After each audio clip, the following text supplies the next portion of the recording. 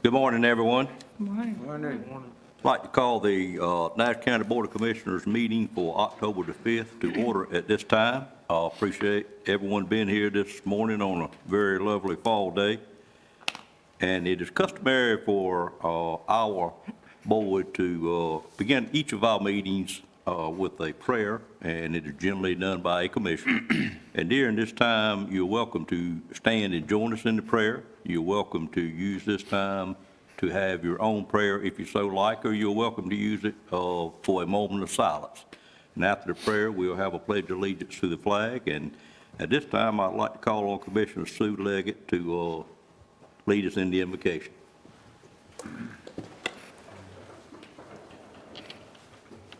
Let us pray. Dear Lord, we ask for your presence here today. We come to you with thankful hearts, thankful for all the blessings that you give us in this earthly life. Please be with those who are in need of your healing hand or your reassurance. Lord, we ask for your divine wisdom here today as we conduct the business of Nash County. All of these things we ask in your precious and holy name. Amen. Amen. Would you join us in the pledge? I pledge allegiance to the flag of the United States of America and to the republic for which it stands, one nation, under God, indivisible, with liberty and justice for all.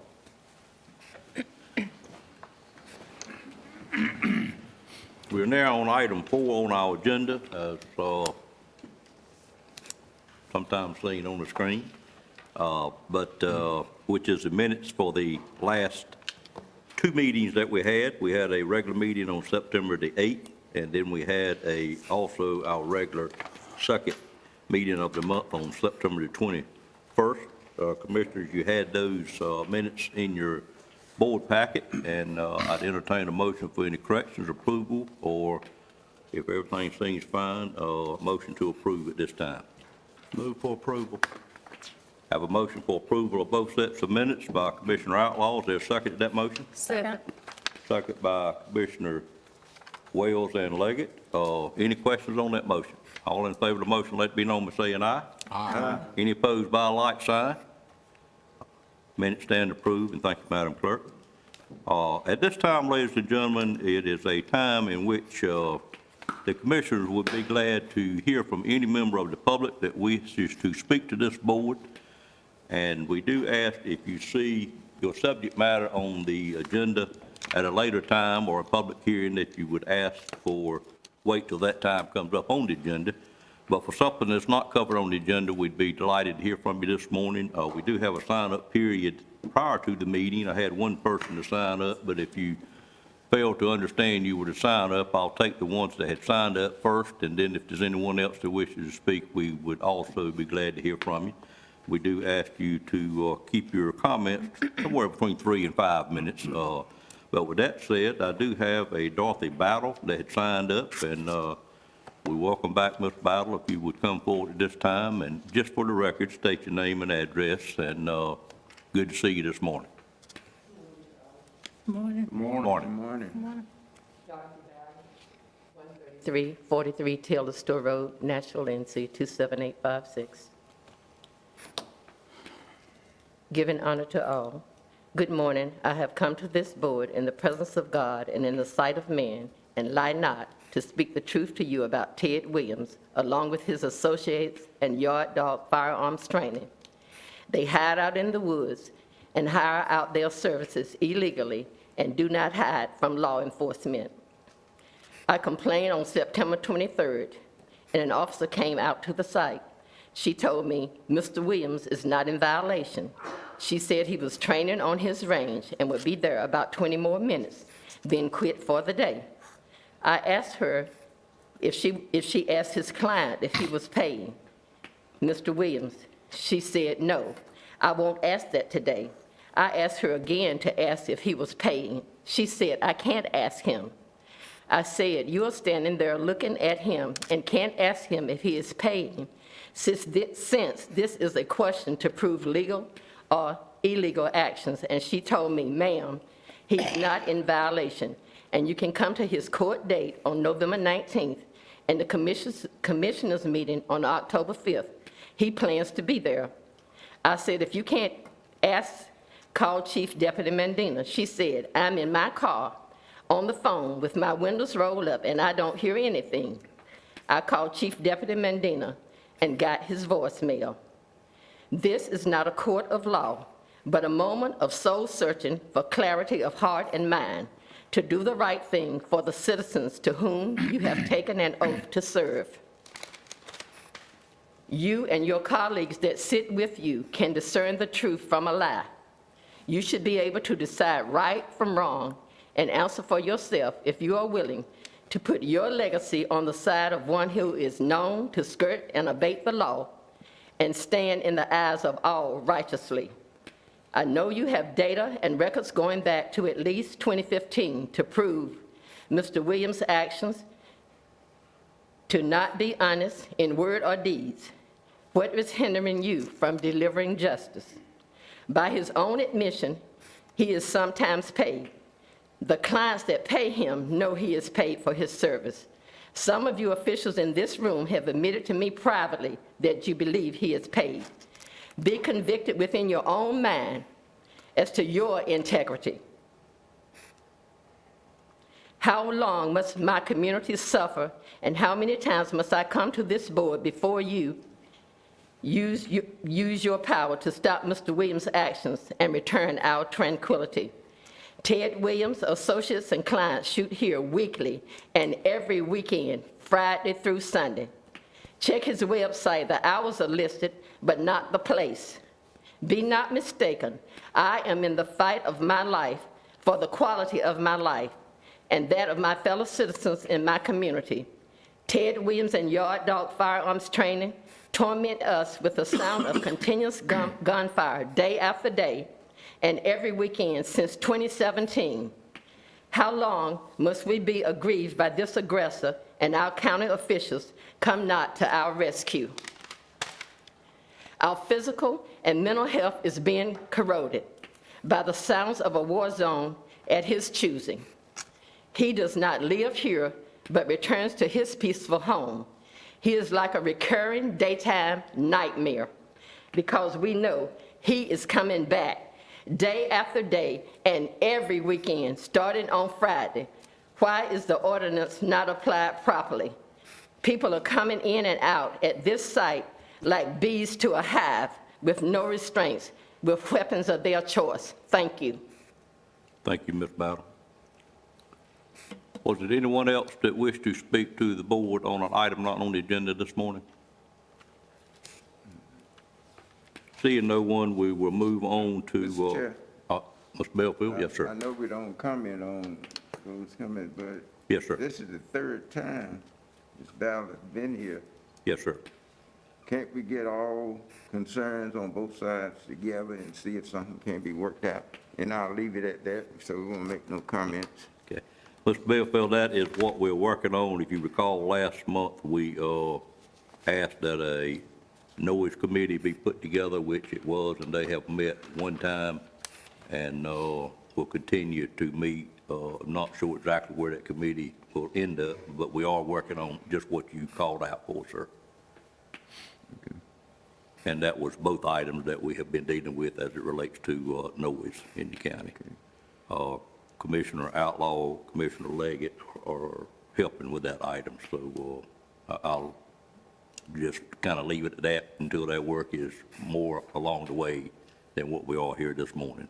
But it's not on deaf ears, I'll assure you, and the residents also. Okay, item number 6 is every other month now. As you recall, we're doing an update on the detention facility, and at this time I'd call on our facilities director and county engineer, Mr. Jonathan Boone, to make the presentation on the facilities itself, and then we would have Major Alan Wilson do an update on the operations of the detention center. Good morning, Mr. Boone. Good morning. So as you indicated, I wanted to provide you on an update on where we are with our work over at the detention center. I think you all have a copy of the PowerPoint if you'd like to refer to that. Let's see. Okay. So again, first thing I want to do is remind you of the funds that were set aside for work at the detention facility. You will recall in, I think it was the spring of 2019, the county commissioners approved about $500,000, $550,000 to be exact, before the beginning of FY 2020. Followed that up with another $500,000 in March of 2020 for a total project budget of $1,050,000 that we've been working on for a number of upgrades at the facility. And we also have $140,000 set aside for modernization of the sheriff's office elevator in this fiscal year 2021. And then, which again, I know you're well aware, but for the benefit of those here, just remind you that the commissioners have set aside $10 million for the renovation and expansion project at the facility in 2021 and beyond. As far as our work to date, and again, this started in the spring of 2019, you will see that we have incurred pretty much expended our entire budget of $1,050,000. You can see we've already paid out about $1,030,000. We still have a little less than $30,000 of work either underway or work has been completed, and then we have yet to receive final invoices. But again, of the $1,050,000 that was set aside, we have more or less consumed that budget. Again, mentioned that coming before the commissioners every 2 months for a report. In terms of our area of emphasis, since my last report in August, we've been working on closing out the renovation work on the former juvenile block and the east-west block. For all intents and purposes, that work is complete. We did have a inspection from Department of Health and Human Services. I believe that was in early September to review that work, and there was concerns about line of sight into the cells and potentially the need for two-way call boxes. The Sheriff's Office has been working with Johnson Controls to get a quote to relocate some of those cameras to address the line of sight issues, and also working on quotes to install two-way call boxes if we decide to go in that direction. But in terms of the physical work in that area of the facility, that work has been complete. Again, all we have left to do is relocate a couple of cameras to make sure we've addressed those concerns that were raised by Department of Health and Human Services. And we're also looking to have a contractor come in and strip, wax, and buff the floors before they repopulate that area. We also, you may remember my August report, I shared some photos with you of the cooler freezer that was replaced in the kitchen. We have had some lingering issues with that unit, ended up having some wiring items that needed to be rectified. That work has since been done, and we have processed the final invoice on that project. So that's been done since last August. And then I mentioned some of the other miscellaneous items that we're working on. That includes some plumbing. We continue to have some issues with hot water in one of the dorms. We're trying to figure that out. It's honestly just one of the challenges of having a facility that has been built in 3 different phases and figuring out the plumbing work. And then I mentioned the quotes on the flooring, camera adjustments, two-way call boxes. The Sheriff's Office is also looking at installing new guard stations in the facility. That may be a future capital project, and also rekeying some of the doors and or replacing some of the door locks. Mentioned the Sheriff's Office elevator modernization. Again, we have $140,000 budgeted this current fiscal year. Unfortunately, well, the project is well timed because the elevator is currently out of service. But we have issued a purchase order to have that unit repaired. The vendor is currently sourcing parts to complete those repairs. But we've also continued to work forward, to move forward on securing the quotes for the modernization of that elevator with Thies and Crump. And unfortunately, when we first conceived the project to now, some of the building codes have changed. So add some additional requirements to the project. Again, we're working on finalizing those, working with IS on some technology-related issues, but we anticipate some more submitting or forwarding, rather, that bid package to the Finance Department later this month so we can get that requisition entered and purchase order issued. As far as a renovation and expansion project, again, county commissioners have budgeted $10 million for that project.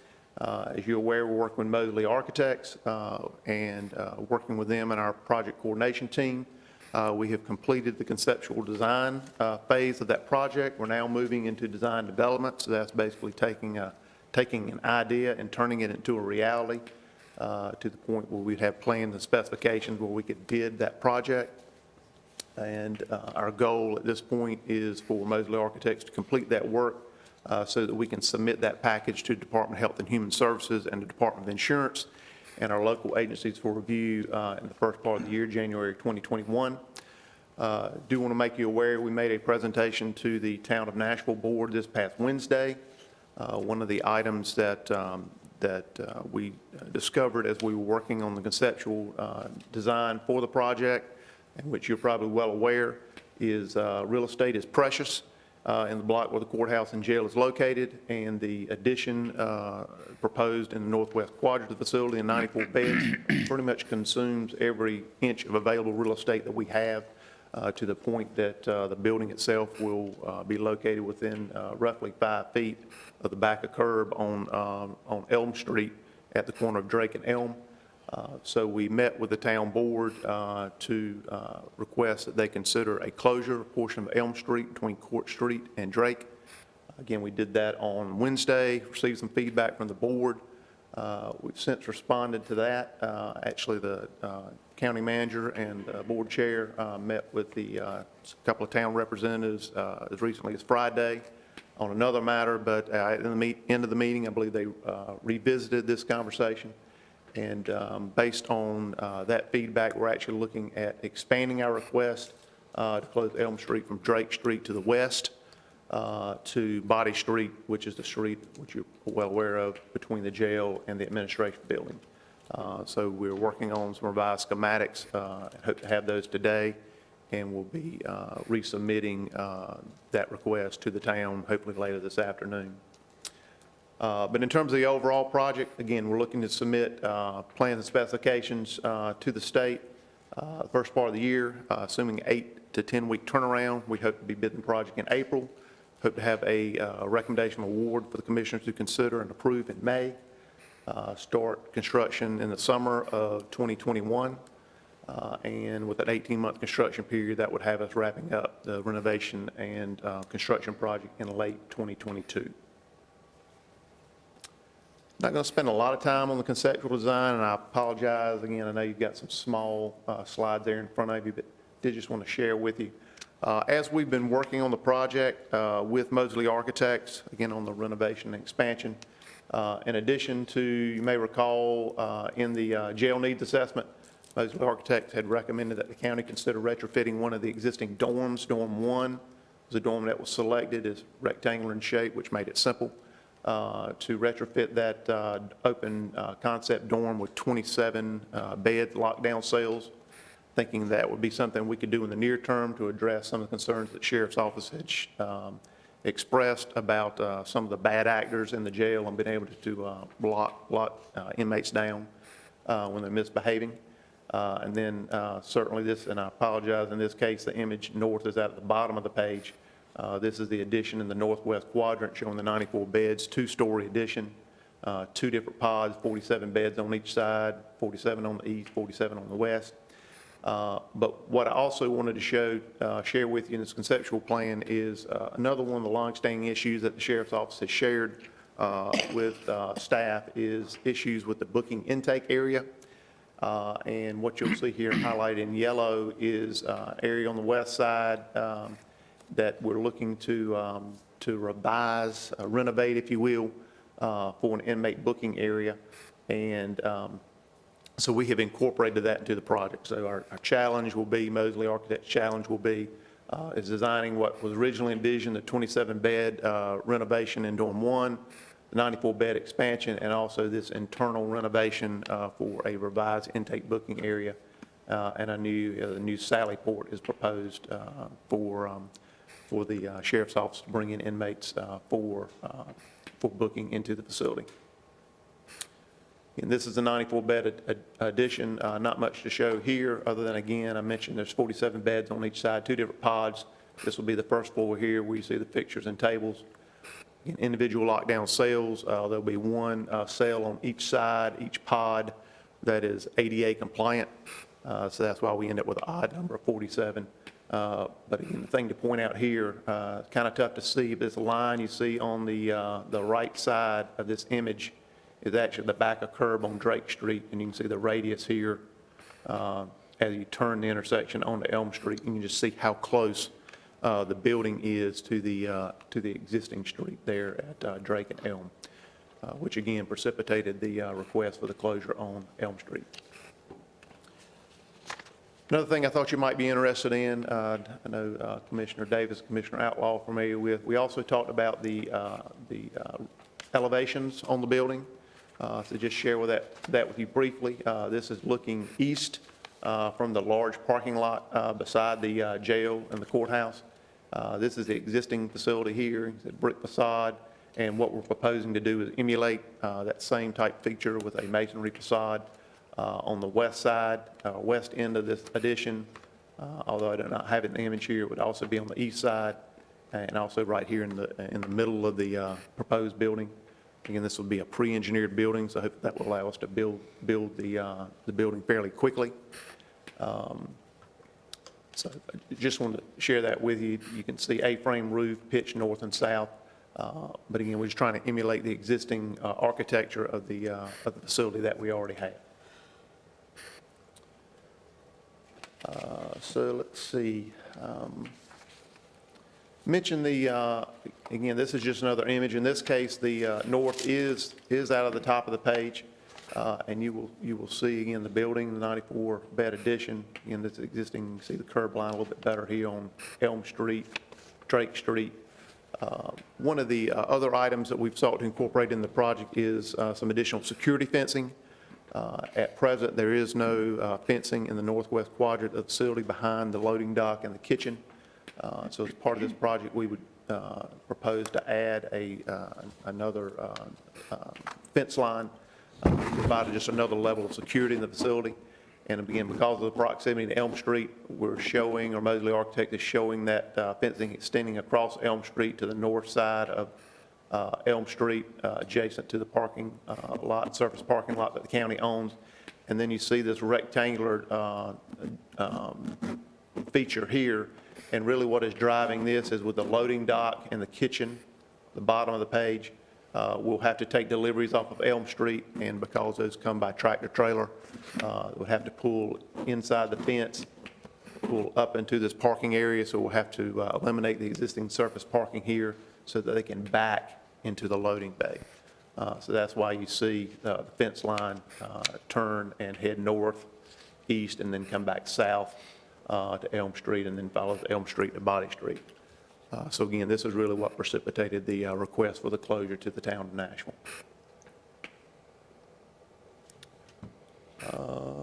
And I've already covered all those items. So that concludes my report. I'll be glad to answer any questions that you may have. Any questions from commissioners? Mr. Belfield? Yes, Boone, the elevator situation, is that something that came up after you first started the renovation?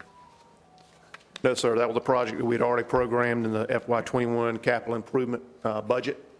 Unfortunately, the elevator didn't last long enough for us to get started on that project. So again, that's why we've issued a purchase order for intermediate repair while we finalize the quotes for the modernization of the elevator and get that project underway.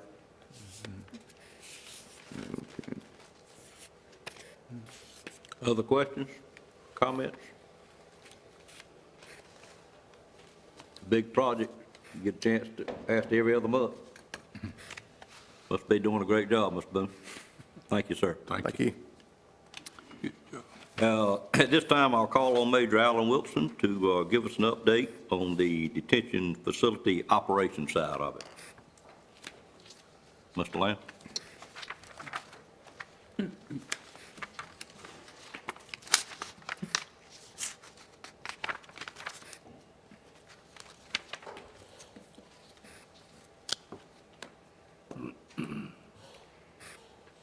I don't feel right asking you to do that.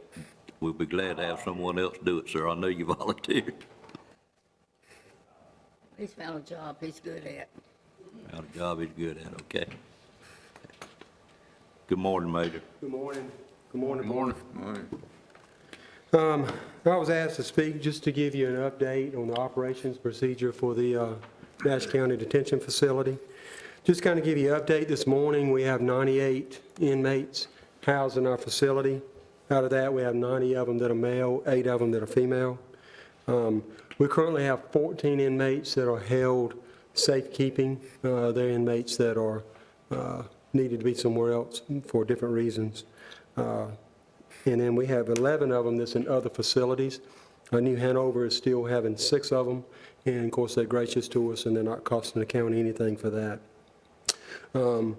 We have one, if you remember the last time I was here, I talked about using dorm 4 as a potential dorm in case the virus actually started hitting the jail. Well, unfortunately, we do have some cases that are potential cases. I have one in the medical office now in that holding facility waiting for a test to come back, and the health department has been contacted with that. And we have 3 of them that are held in dorm 4 that we said we would have to use to isolate from others, and that's exactly what we've done. So we had a plan in place, and of course we have a plan in place when people come in our facility, what our officers do, how they check things out, and then where they are, we quarantine them. We started using, since we had a special housing unit, we started using that as our initial classification unit, if you will, the old female section of the detention facility where you could use lockdown. So we currently, when someone comes in, we place them there, and we hold them for a minimum of 5 days to make sure there's no issues going on with them. And then we check their vitals as far as temperatures and things like that before they're moved to any dorm setting. And we don't just haphazardly move anybody to one particular dorm or another. We look at their criminal record, we look at their past histories, and we have a point system that we design, and we use that point system to put people in different dorms so that people of like records are placed in with people of like records. And so far that has worked out well. Being in a detention environment, you're not going to be a 100% foolproof from having outbreaks of fights and things of that nature there. And when you're in a dorm setting, you cannot prevent all that. Officers patrol on a regular basis. We have the camera system that the county worked with us, and we've had all those installed, and we're able to see things and record things, and it helps us go back. And people that are responsible for starting issues and doing things, we're able to hold them accountable and quickly do an investigation on it, which we've been able to do that. So that has helped greatly.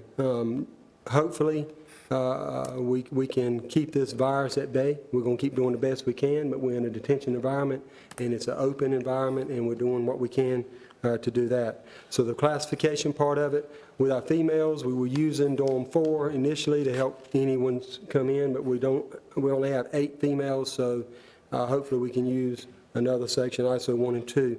Currently, the old juvenile section we were going to use for the females to classify, and we're in the process now of getting some things done, that moving some cameras around and getting some other things done. And I think Mr. Boone currently has those quotes, and we're going to work on quickly trying to get those done, hopefully within the next few weeks, get those done so that the east and west and the old juvenile will be up and running, and we can start using those for some things that we need to use them for, because we do need that space to help start separating things out. Last time I was up here, I talked about a field training program that we implemented, and we have that, and there's some things that I want to tweak even further. I sent one of our detention lieutenants to a instructor certification class, and he's finishing that up. And so with that, that's part of the training that people will receive when they come on board, and I want certified instruction to teach that. So they have that, and we've got it designated out on how we want to do that, and it kind of mirrors, if you will mirror similar other agencies that are accredited, such as New Hanover and so forth. We ran a promotional board that we set up with NC State for our corporals to go through, and that was a board that we had people come in from the outside to look at, so that we didn't just haphazardly pick who we wanted for a promotion. They actually participated in a board. So we have that template that we use, and we currently are going to run through that again, and now we can do that in-house and bring other people in, but we have that was set up by NC State, which helped us with that, and we had a lot of good feedback with that, so that worked out well. We have something that we are currently working on, and the way that I've got it worked out, it should not cost the county anything. Matter of fact, it'll help bring certain revenues to the county, but we're going to have, I want to move to things that are electronic-based, so the kiosks inside the dorms where the inmates can read the mail and they can file grievances and read off on the rules and all that, everything electronic, so we have electronic type, and then we've got to get back to some type of visitation. I've been really hesitant about bringing anybody into our facility, and because of everything that's going on, and now with the maybe uptick of some things, we definitely don't want to cause any issues. We've been really fortunate not to have any severe issues, and I'm trying my best to keep that out. So we're looking at ways to do video visitation, because I do want our inmates to be able to communicate with their family members. And the beauty of this video visitation is family members from other states will be able to dial in and talk to their family member or their friend or whatever the case may be, and not have to travel in, and that keeps things at bay as far as having to have contact person to person. With that. Of course, we're looking at other training throughout the facility as well, PERT training and things like that, just to upbeat our training. And I have some goals in mind for when I want to get these things done. A lot of this stuff I like to have in place definitely by the first of the year, so we're working hard to try to strive to get to that point. If there's any other questions, I'll be glad to entertain them. Questions from commissioners? Now, Mr. Belfield? in your operation, how many inmates you have in the jail now, based on the capacity? Okay, so our total capacity per dorm, we've got, right now we have a total of 98, right? But our total capacity would be 40 in one, or 20 in dorm 1, 40 in dorm 2 and 3. So the dorm settings would hold basically 100. And then you have a total of 28 segregation cells, and they're two-man cells, so that's another 56.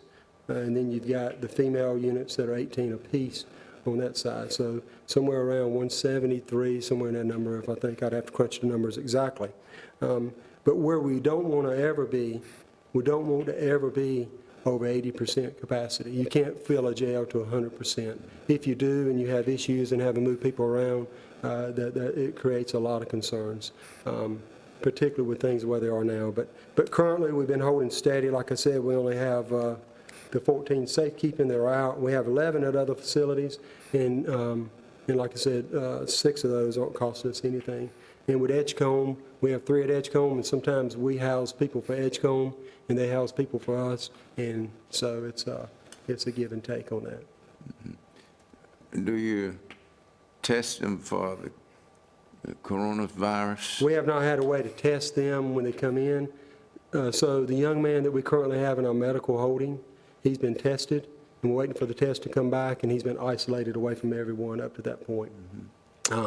We do have a cleaning device that the county was able to let us purchase.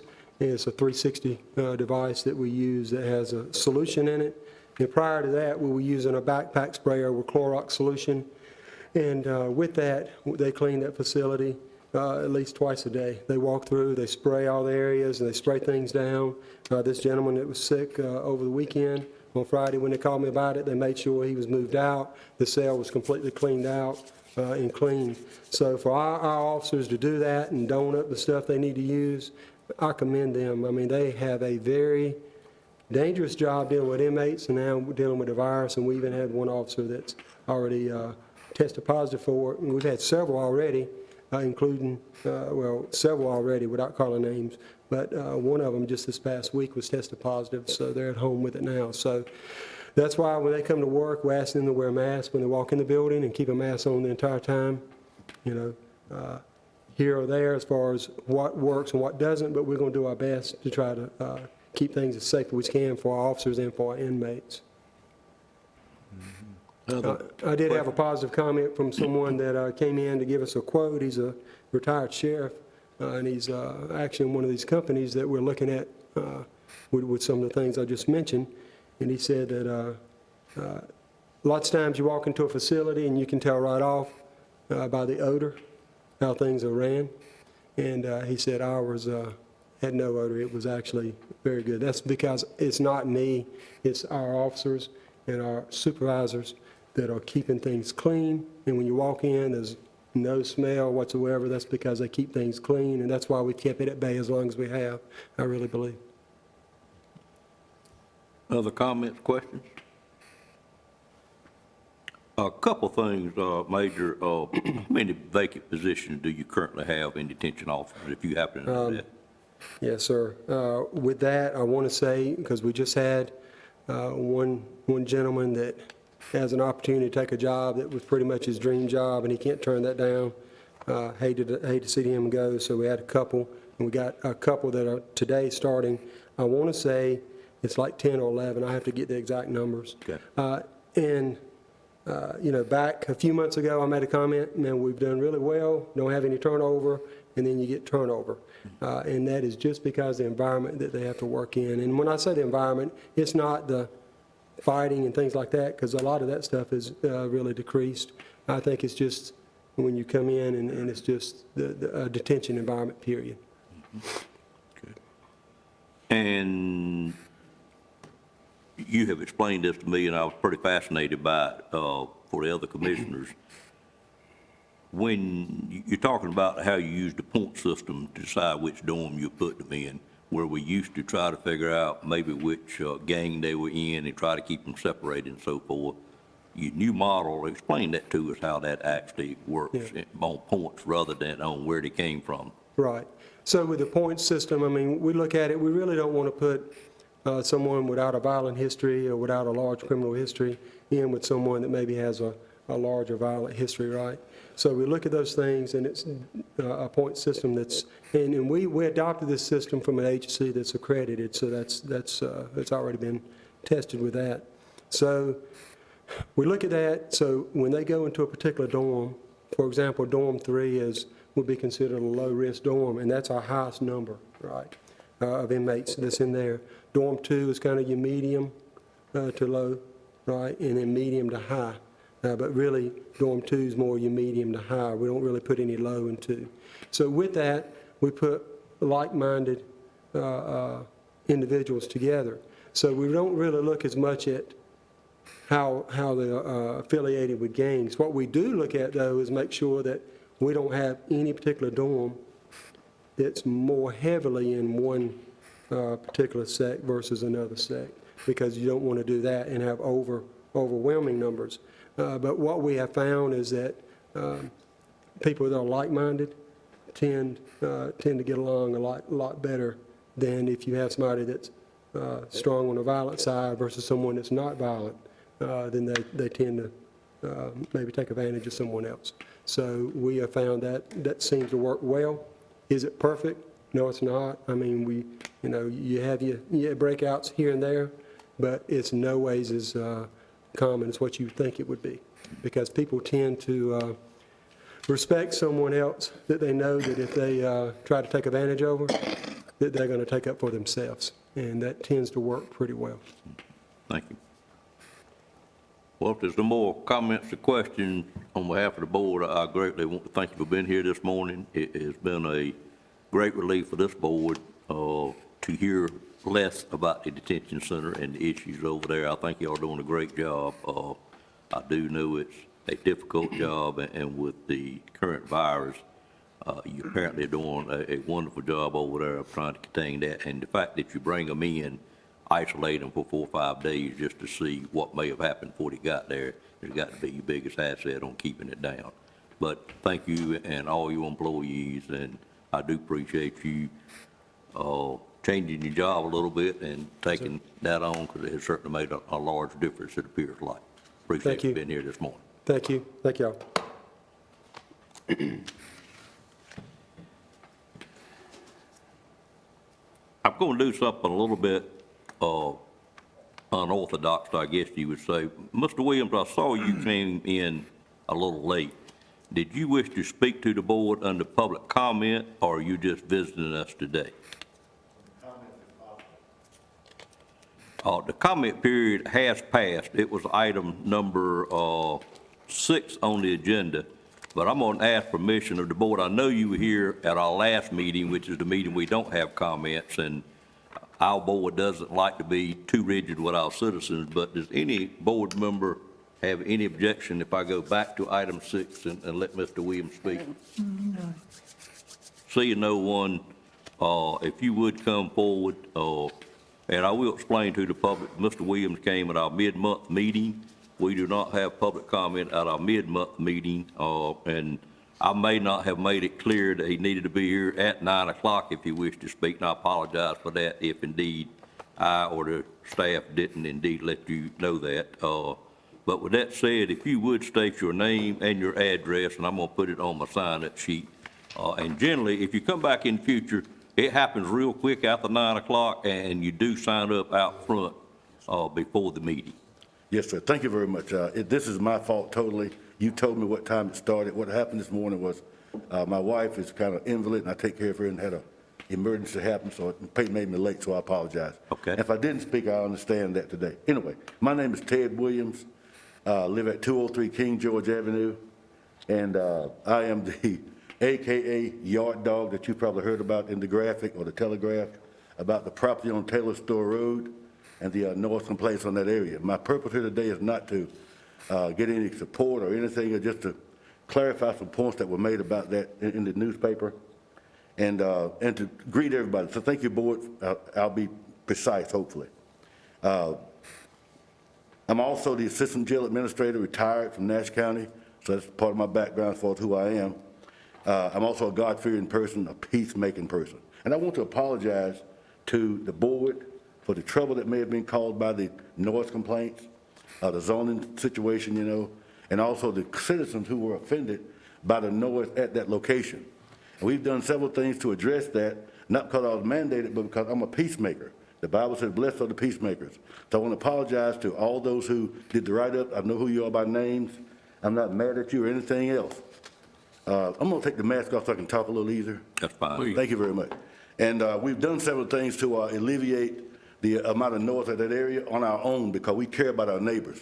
The concealed carry that I do teach is not really the problem. Concealed carry only consists of small arms, handguns, and we use 22, but I do this all over the state, okay?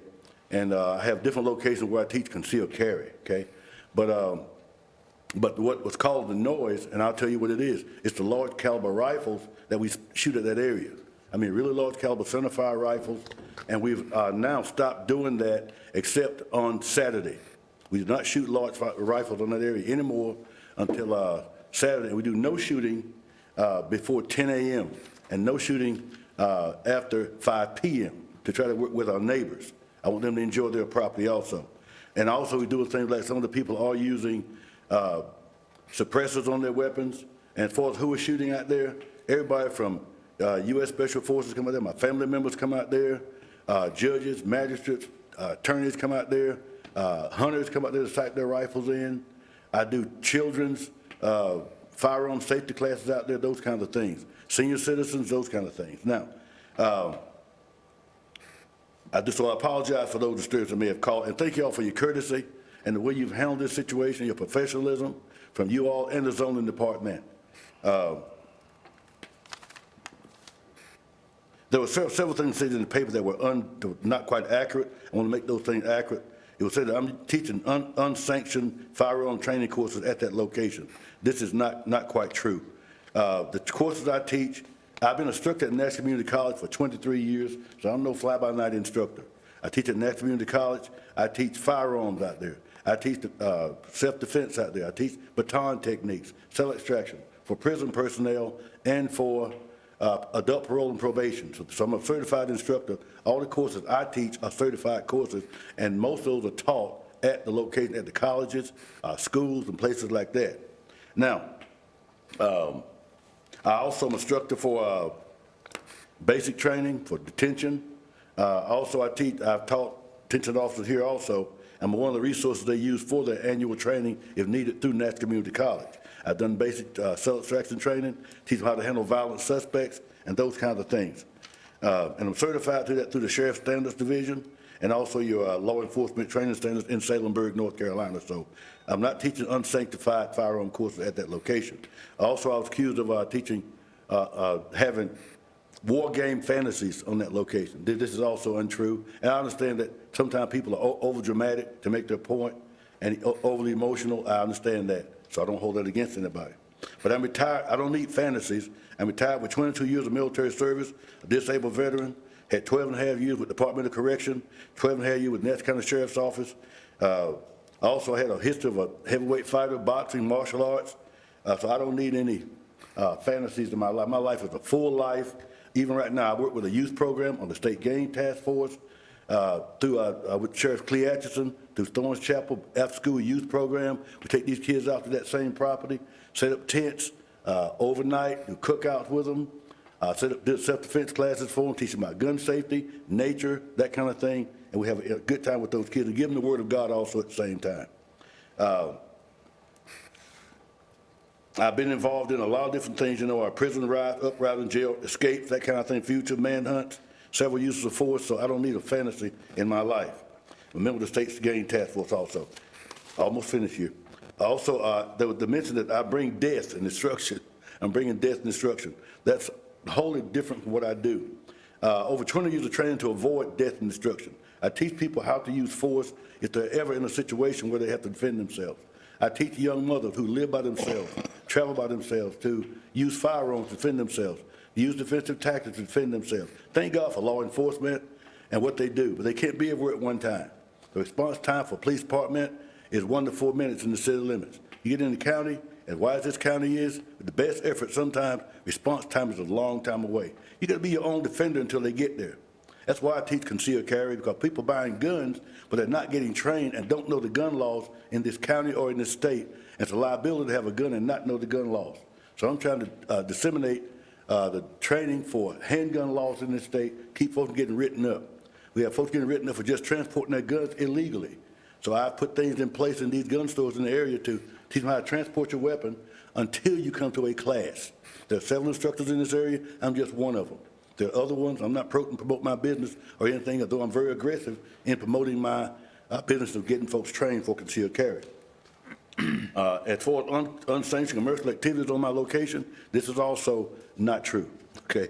I've been teaching concealed carry for 8 years in this county and never had a violation because I correspond with the zoning people. Mr. Tyson has been very informative to me. He hold my hand basically, and the sheriff also. And one thing about it, it's wrong to condemn the sheriff department or the zoning department or this commission here for not taking action when there's no clear violation.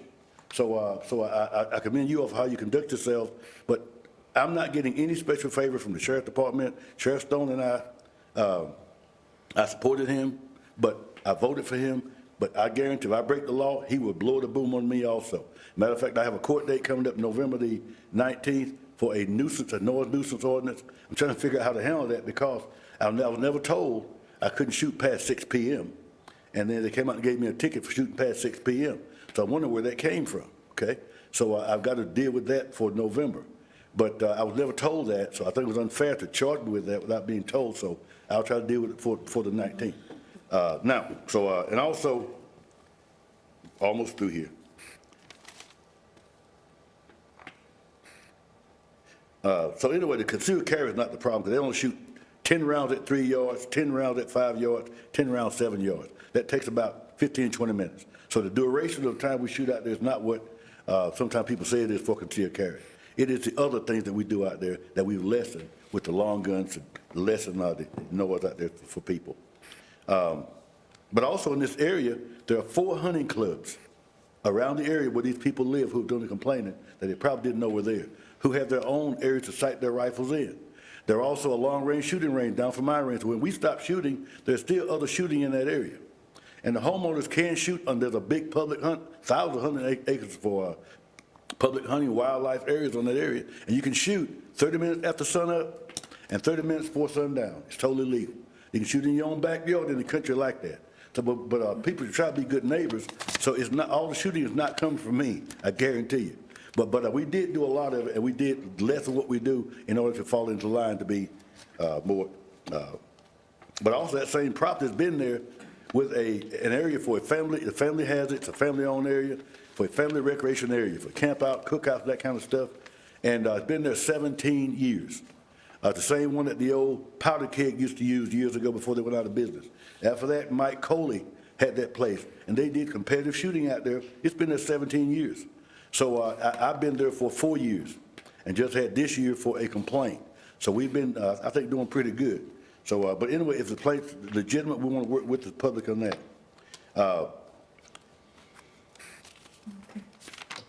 And the last, that's all I want to say.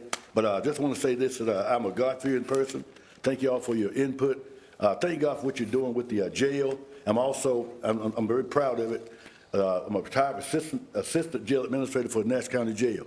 Myself and Lieutenant Smith worked in that jail for years, and I have a lot of passion about that jail, and thank you all for working together. That's what it's going to take, folks, in this world, to work together. We can differ with stuff and differ on issues, but we should not attack persons. You can differ on issues and concepts, but let's not attack persons, and work together. And thank God for all of you, praying for you. I'm praying for the jail. What you're doing is an answer to prayer in that jail, and God bless you. My prayers are with you. Thank you, Mr. Williams.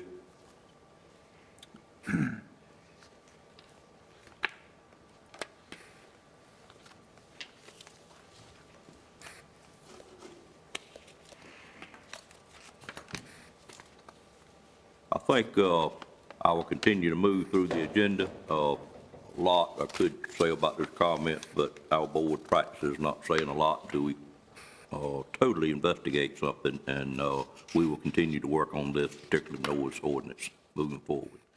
We're now on item number 8, which is a public hearing. It is on the UDO text amendment request to expand the permitted land use to include biogas production, and I call on our planning director, Adam Tyson, at this time. Don't need to call on him, he is ready to go. Good morning. Good morning, sir. This is a public hearing, as you said, on a text amendment that is related to a previous text amendment that was adopted by this board back in February of 2019. So I want to begin the presentation by looking backward at that, and then we'll talk about the change that's being proposed this morning. On February the 4th, 2019, this board adopted a text amendment at the request of a company called Guess International to add biogas production as a land use that's permitted for development in the GI General Industrial Zoning District with the required issuance of a conditional use permit. And on your screen there is the result of that text amendment. This is an excerpt from the table of permitted uses listing biogas production as a manufacturing and industrial use. And then you can see the code in the table here is a C. It is only permitted in the GI General Industrial, and the C indicates that it would be a conditional use permit review process in order for that development to be approved. Biogas production, I'll remind you, is a process that uses bacteria to break down organic materials like livestock waste, crop residuals, food waste, etc., in the absence of oxygen, and the technical term for that is anaerobic digestion, in order to generate a gas that's made mostly of methane, and then that methane is used to create natural gas for energy production. Biogas production plants support local farming operations because they provide a new outlet or option for managing the waste materials that they've traditionally had to dispose of. They're highly sustainable because of the abundance of those raw materials that they use to generate renewable energy. They help to reduce our reliance on traditional fossil fuels, and they reduce the greenhouse effect because the methane that would have been released in nature during the standard breakdown is actually captured during this process and used for other means.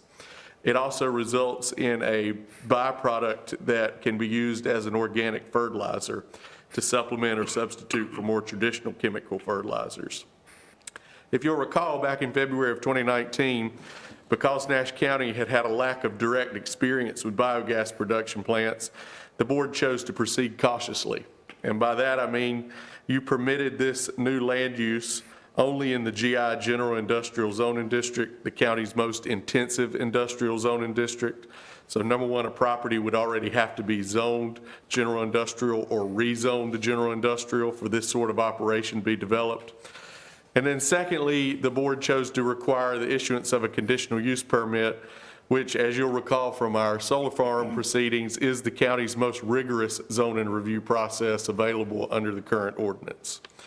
The GI General Industrial Zoning District is primarily intended to accommodate a wide range of assembling, fabricating, and manufacturing uses, and is established for the purpose of providing appropriate locations and development regulations for usage which may require special measures to ensure compatibility with adjoining properties.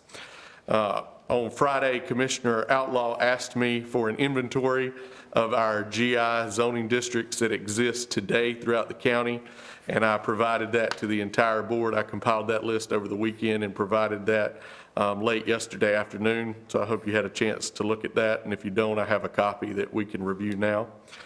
The conditional use permit process, again, as you'll recall from the solar farm reviews that this board has done, requires that before one of these facilities is approved, there's a quasi-judicial evidentiary public hearing before this board, and the applicant is required to provide evidence that the proposed development will meet 4 standards that are statewide under the state statutes. Number one, they'd have to demonstrate that the facility will not materially endanger the public health or safety. Number two, they would have to demonstrate that it would not substantially injure the value of adjoining or abutting property. Number three, that it is in harmony with the area in which it is to be located. And number four, that it's in general conformity with the Nash County Land Development Plan. And so this would be the time when the applicant would have to answer specific questions about the impacts of a facility, including its odor, the noise it would generate, the traffic it would generate, et cetera. That is for a particular proposed site and a particular proposed project.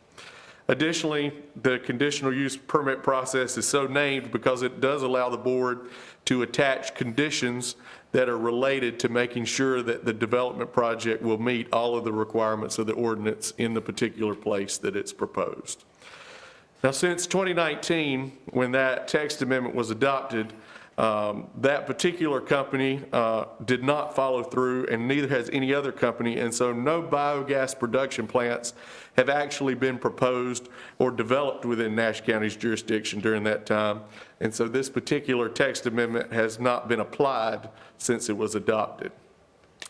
This morning, you have a request before you to broaden this category. It's made by the Power Resource Group, and they're seeking to expand the definition of biogas production to include facilities that convert organic materials into renewable energy, not just through the process of anaerobic digestion, but also through the processes of combustion, gasification, and/or fermentation under a broader term, biomass energy production facilities. And so it is the same concept. You're taking organic, oftentimes farm waste or farm residuals, and using them, processing them to produce renewable energy. But our previous text amendment focused on the anaerobic digestion method, and the current text amendment is to include 3 additional similar but slightly different methods.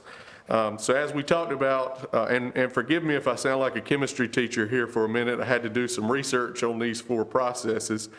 They are typically just different combinations of combining these organic materials, the crop residuals or the livestock waste, with oxygen and heat in different combinations to come up with different final products. So of course, we talked about anaerobic digestion. That's using bacteria to break down the organic materials without oxygen to generate methane, which is then used to produce natural gas. The first new process would be biomass combustion. That's when you combine organic materials with oxygen at high temperatures, essentially burning them, to generate carbon dioxide, water vapor, and heat. And then those products are used to produce hot air, hot water, steam, electricity, or a combination thereof for energy production. And so one example would be heat or steam that turns a turbine to create electricity. The second new process, biomass gasification, combines organic materials with controlled amounts of oxygen and/or steam at high temperatures, but without taking it to the point of combustion in order to generate a combustible gas that uses carbon monoxide, hydrogen, and carbon dioxide, and then that gas itself can be used as fuel for energy production. And then finally, biomass fermentation is a process that breaks down the sugars found in organic materials to generate carbon dioxide and ethanol, which of course everyone's familiar with the use of ethanol as fuel for energy production. The text amendment also seeks to clarify that these facilities may either generate the actual renewable energy on site, or they can also just produce the fuel that is then transported elsewhere to be used for renewable energy generation. The proposed amendment would follow the template of the original text amendment in that it would permit this broadened category of biomass energy production facilities under the same circumstances as biogas production is allowed now, only in the GI, General Industrial Zoning District, and only through the most rigorous conditional use permit review process. So if you will look at your screens, we'll walk briefly through the actual verbiage of the text amendment itself. The first thing that it does is adopts a broadened definition for biomass energy production facility, a facility which uses primarily organic materials, including but not necessarily limited to wood chips, energy crops, agricultural waste such as livestock waste or crop residues, and/or food waste to generate renewable electrical and/or thermal energy, or to produce the fuel used to generate renewable electrical and/or thermal energy through the processes of anaerobic digestion, combustion, gasification, and/or fermentation, which we just reviewed. So the first part of the text amendment is simply to adopt that broadened definition. And then the second part would be an amendment to the permitted use table, which is where we started, by deleting biogas production and replacing it with the broadened term biomass energy production facility. And again, it is only permitted in the GI, General Industrial Zoning District, and only through the most rigorous conditional use permit review process. The Technical Review Committee considered this text amendment back on September 3rd and recommended approval based on its determination that the request is reasonable in the public interest and not inconsistent with our land development plan. The Planning Board considered this text amendment on September 21st. And they also voted unanimously to recommend approval of consistency statement A, which is found in your agenda packet, finding the request to be reasonable in the public interest and not inconsistent with the land development plan. And they also voted unanimously to recommend approval of the text amendment itself. I received an email yesterday evening from Commissioner Outlaw inquiring about the public advertisements for the Planning Board. A text amendment is not advertised publicly prior to Planning Board consideration other than the item being listed in the Planning Board's agenda. However, as you can see from the top of the report today, this text amendment has been advertised in all 3 local papers in anticipation of today's public hearing. This is going to be a 2-motion process, one to adopt a consistency statement, and then one to actually approve or deny the text amendment. Once you open the public hearing, Mr. Rich Deming with Power Resources Group is present today. He is the applicant and is here to address the board in support of the request. Of course, Power Resource Group has met with the planning department looking at a potential site for development for biomass energy production. And as stands to reason, they are not planning to pursue the anaerobic digestion that is currently permitted by the ordinance. And so they are the stimulus for this broadened amendment that we're considering this morning. And so before we get to the public hearing, I'll be glad to take any questions that the board has for the staff report. Questions for Mr. Tyson at this time from a board member? Thank you, Mr. Tyson. Ladies and gentlemen, at this time we will call the public hearing to order, and if there's anyone here in the public that wishes to speak for or against this text amendment, we would like to hear from you at this time. We'd ask that you come to the podium and state your name and address for the record. Anyone wishing to speak other than the applicant itself first? Mr. Chairman, Yes, ma'am. can we have a motion to go into the public hearing? You know what? You can, dear. Appreciate you keeping me on track. I would say something, Ms. Richardson wouldn't like it, so I won't do that. Excuse me for missing that part of it. I do need a motion to go into the public hearing. So moved. Moved by Commissioner Combs, there a second? Second. Second by Commissioner Richardson. Any questions on the motion? All in favor of that motion, let it be known by saying aye. Aye. Any opposed by a like sign? Ladies and gentlemen, what I just said, which is we are now in a public hearing, is official. And if you wish to speak for or against it, I will hear from anyone, seeing no one moving, and would like to hear from the applicant as well, if there are things that the applicant wishes to add or to let the commissioners know.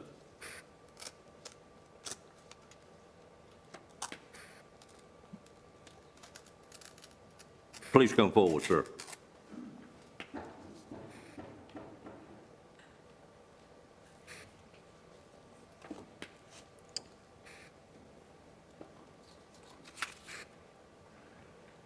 If you would just state your name and address for the record, we'd be tickled to hear from you. Welcome to Nash County. Okay, it's Richard Deming, and I live at 3216 Circle Drive, Farmville, North Carolina. And I'm sorry about the slow progress, recovering from some hip surgery. Yeah, so I'm the CEO of the Power Resource Group, and we build power plants using a variety of biomass fuels.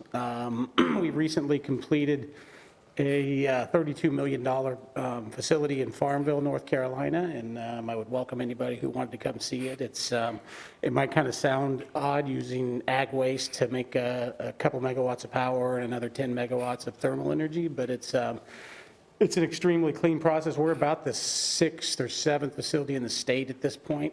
Anaerobic digestion, which was covered under the other, is a pretty tough nut to crack economically, and I think that's why that company, I'm not aware of who they are, but probably came in and tried and couldn't put it together. It's a pretty complex set of variables that have to work with really tough air permitting, really tough water permitting, et cetera, and a lot of times projects that you want to do don't get over the finish line. We have secured the old Masonite plant at 518 Old Franklin Road. And in line with what I just said, there's a lot of complexity to get to an actual project.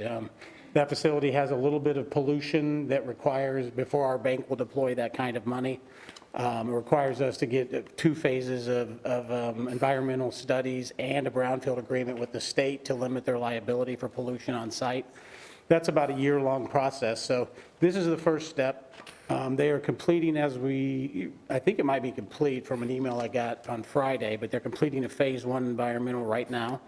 And assuming that's okay and that this is okay, we would go to the next step, which is to start a phase 2 environmental and then to start to put together a presentation around use. That plan would be pretty intensive to do from engineering and legal perspective. That's a large site. It's 200 acres, probably 100 usable. And we would probably look to do several things, obviously, with that much property. We would love to build a biomass plant. We're talking with a neighbor that has a transloading facility for logging to use part of the rail spur. And we're talking to a solar company about part of the property there. So I'm just here to answer any questions and invite anybody that'd like to come over and see one of our power plants and how a sort of modern version of one of those power plants works. Thank you, Mr. Deming. Any questions from commissioners at this time? I've got a question. Sure. At this point, how would the Spring Hope or Nashville plant differ from your Farmville plant? Well, in Farmville, we're on 4 acres, so this is a 200-acre site. So the biggest way it differs would be, I don't know that the fuel blend would be exactly the same. I mean, really fuel blends are an opportunity, a market opportunity. What's there that you could mix into a fuel that's viable to make something and still meet your air permit? I mentioned we were under a minor source air permit, which is really the same category basically as a natural gas boiler. So it's tough to get the emissions equipment down to that level. So you look for what your available fuel is, what the mix would be, and then you go through an engineering and a permitting process on that. So it would be a similar power plant in that it would probably be a couple megawatts of power exported to the grid, and then some thermal energy that would be used for something. And that's what we're having some interesting conversations with the logging company. Could we dry their logs down different things like that. The biggest difference is just it's 200 acres, so what do you do with 200 acres? We would like to utilize that as much as possible. Obviously, there's a cost to it. And so, like I said, I think we would look hard at trying to put a solar project on some of that acreage, maybe 40 acres of it. And then frankly, there's an old building on site, and our headquarters is leased in Farmville. We're talking about would we renovate that building and put our headquarters there? So that would all really be part of a brainstorming process to get this variance plan together. Other questions from commissioners? Did I understand you to say your company had already purchased the facility, or it was Well, in the we put process an of option it? down, and that option with the land is in foreclosure. Our option with the bank is we paid a fee to get control of the site, and then there are several milestones over the course of the next year to reach to You have to continue. get through the phase 1 and phase 2, I'm sure. Understood. Okay, well, thank you for being here this morning, Thank sir. you. If there's no one else that wishes to speak, I would entertain a motion to close the public hearing at this time. So moved. Moved by Commissioner Leggett. Is there a second to that motion? Second. Second by Commissioner Bellfield. Any questions on the motion? All in favor of the motion, let it be known by saying aye. Aye. Any opposed by a like sign. Public hearing is now closed, and Ms. Tyson, I understand the steps we need to take. Is there any other questions that a commissioner has prior to calling for a motion at this time? If not, I'd call for a motion to adopt the consistency statement, either A or B, and if it's A, it should include the 4 items listed under consistency statement A. Mr. Chairman, Yes, sir, Mr. Bellfield. I move that we adopt consistently statement A. All right. I have a motion to adopt consistency statement A and the 4 items listed under. Is there a second to that motion? Second. A second by Commissioner Leggett. Any questions on the motion? All in favor of that motion, let it be known by saying aye. Aye. Any opposed by a like sign. That motion carries, and now our motion that we need to have is to approve the text amendment request, of course, or deny. Mr. Chairman, Yes, sir, Mr. I Bellfield. offer motion to approve the text amendment. Okay. I have a motion to approve the text amendment. Is there a second to that motion? Second by Commissioner Richardson. Any questions on the motion? All in favor, let it be known by saying aye. Aye. Any opposed by a like sign. Motion carries also, and you passed one more step in your journey, sir. Appreciate you being in Nash County and trying to reuse an existing facility and bring additional jobs and investment to the county. Any way this board can help us, please let us know moving forward.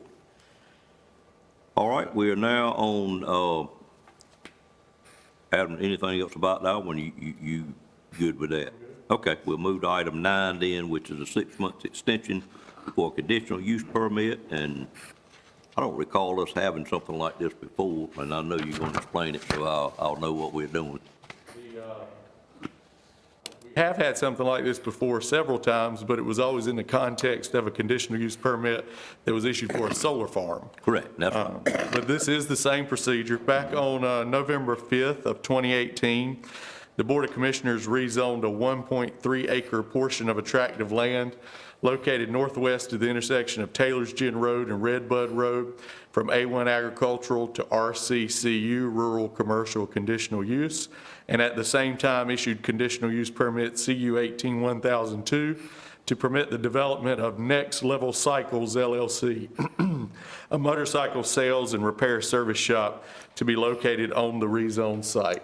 And so on your screen here, you have an aerial photo on the left and a zoning map on the right. The subject property is the L-shaped lot outlined in red. And of course, it is colored that orangish color because it was successfully rezoned to RCCU conditional use. The site plan, you can see the L-shaped piece of property indicated here. The actual shop would be located here. with a sidewalk and a handful of parking spaces, and then a driveway that crosses the adjacent property through an access easement here.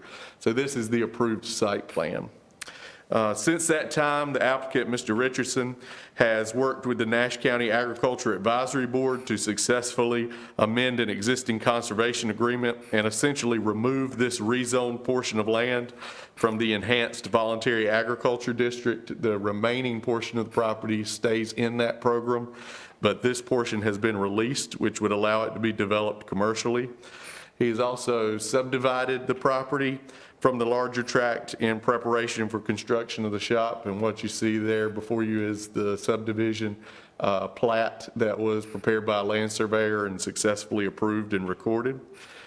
However, Mr. Richardson recently discovered that the former property owner and his grandmother, Ms. Mildred B. Farmer, has inadvertently deeded the subject property to 2 other family members instead of Mr. Richardson. This was a miscommunication with the attorney.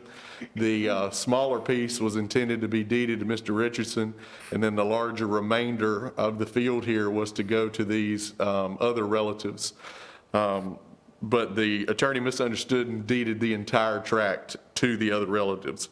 Those relatives or family members are willing to correct the mistake by deeding the subject property back to Mr. Richardson as originally intended.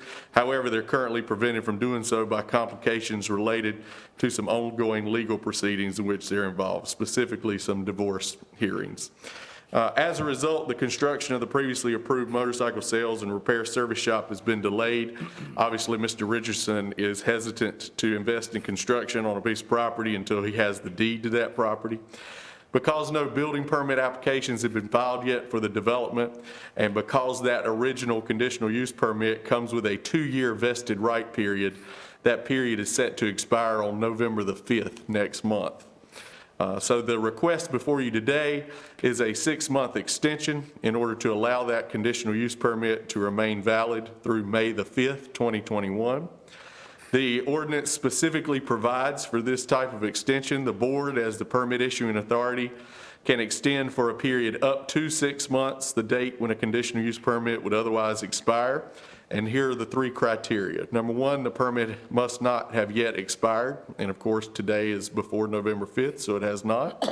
Number 2, the permit recipient must have proceeded with due diligence and in good faith. And number 3, the conditions should not have changed so substantially as to warrant a new application. These permit extensions can be granted without the submittal of any new applications or fees, and we are not required to hold a further public hearing.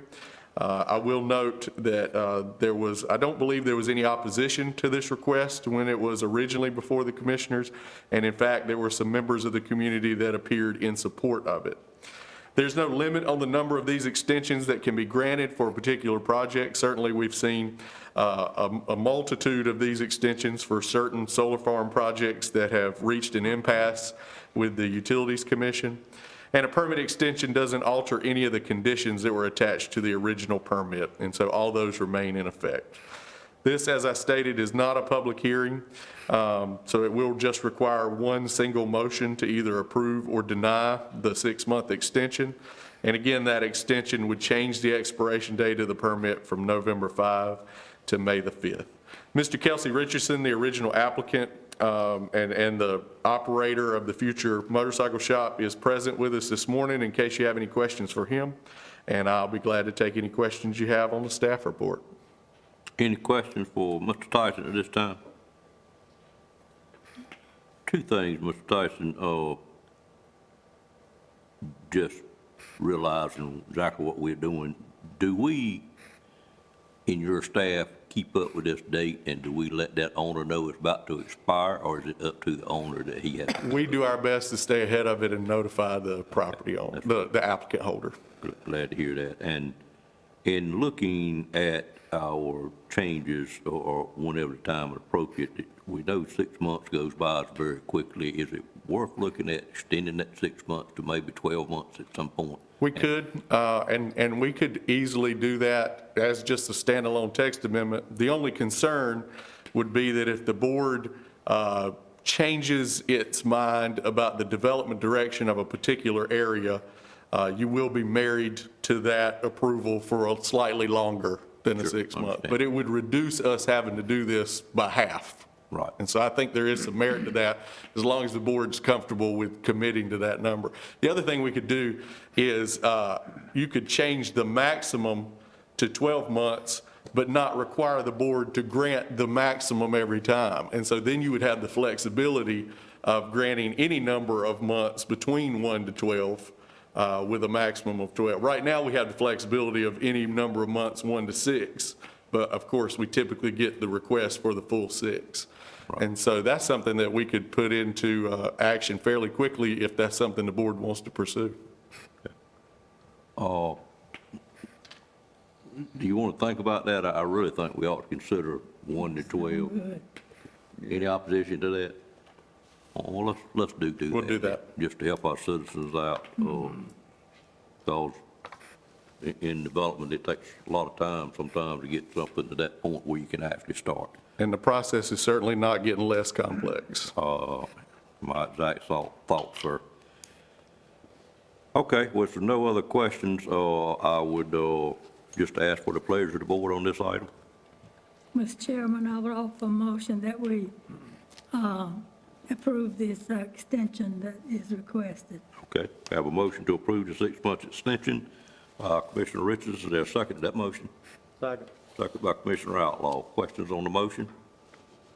Seeing none, all in favor, let it be known by saying aye. Aye. Any opposed by a like sign? Request stands approved. Thank you. Thank you. Anything else the board can do, Mr. Richardson, let us know.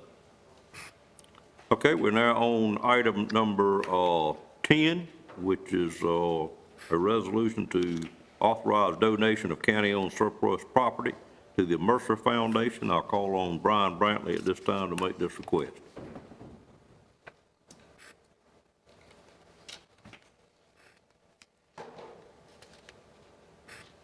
Morning, sir.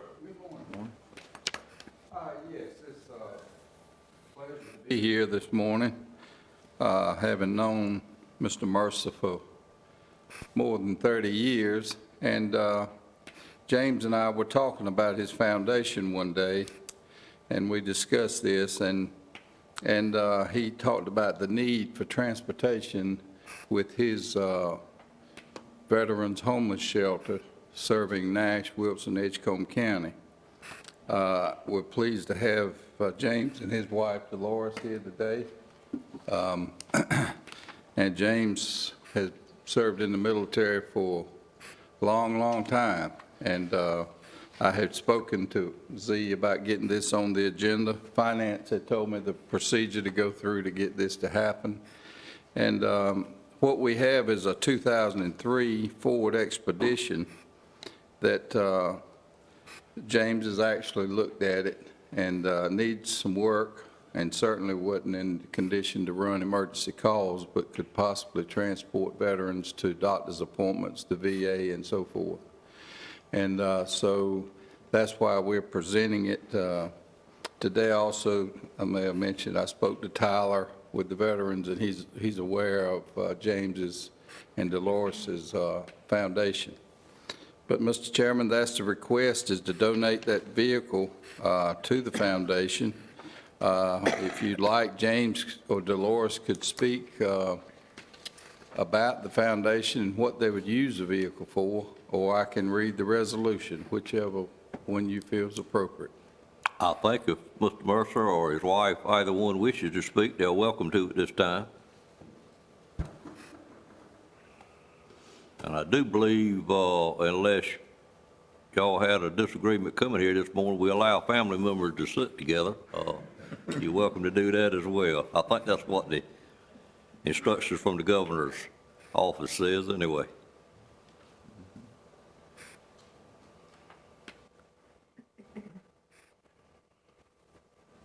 Good morning, Mr. Mercer. Good to see you again. We didn't know. We were just trying to abide by the seating arrangements. Doing a good job, Good sir. morning. On behalf of the Mercer Foundation, I want to thank you for allowing us to be here this morning. As Brian stated, we do have a veterans home, and right now we have 5 homeless veterans that are currently residing in that facility. We've had that facility about 3 years now. It's a home that we have provided that the veterans can have someplace to live. All the services are provided to the veterans, which include access to the VA, social work, medical, dental services. The veterans can live in the facility for up to 18 months. It is a transitional home. We've had, over the past 3 years, we've had about 18 veterans to come through.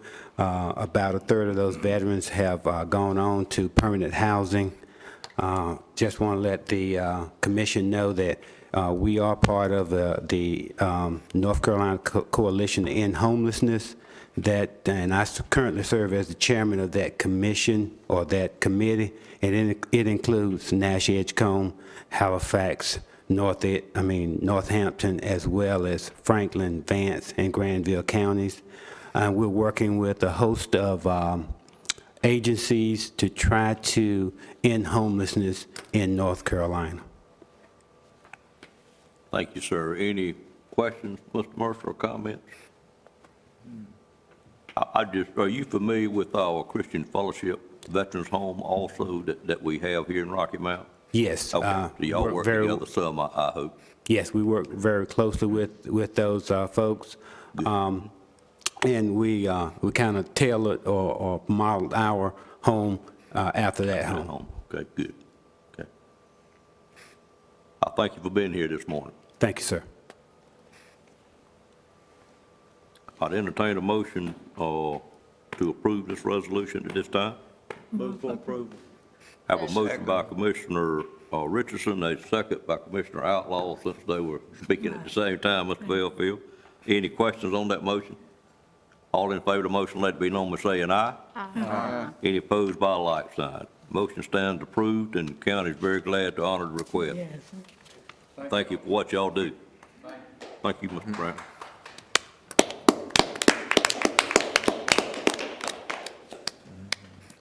Next item on the agenda, everybody okay, keep moving? Okay.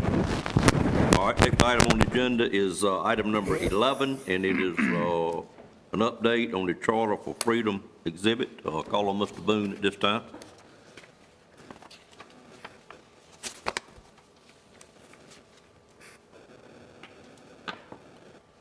Thank you, Mr. Chairman. As you indicated, the intent today is just to provide you a brief update on the Charters of Freedom exhibit.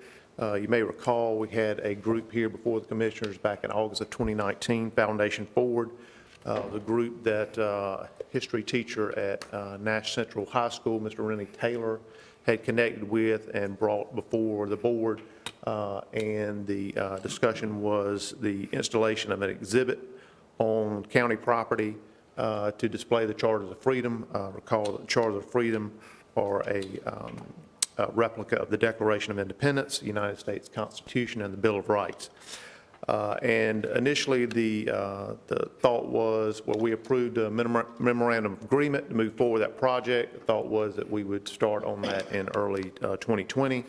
And then COVID came to town and slowed us down a little bit. But it is a project that I think the county is interested in moving forward with. And Foundation Forward is committed to assisting the county with that project. So we've now reached the point that in conversation with Foundation Forward, they are prepared to move forward. So we've got a couple of items of business. One was to select a location. And you may recall early on in the discussion, the conversation centered around trying to find a site on the courthouse property.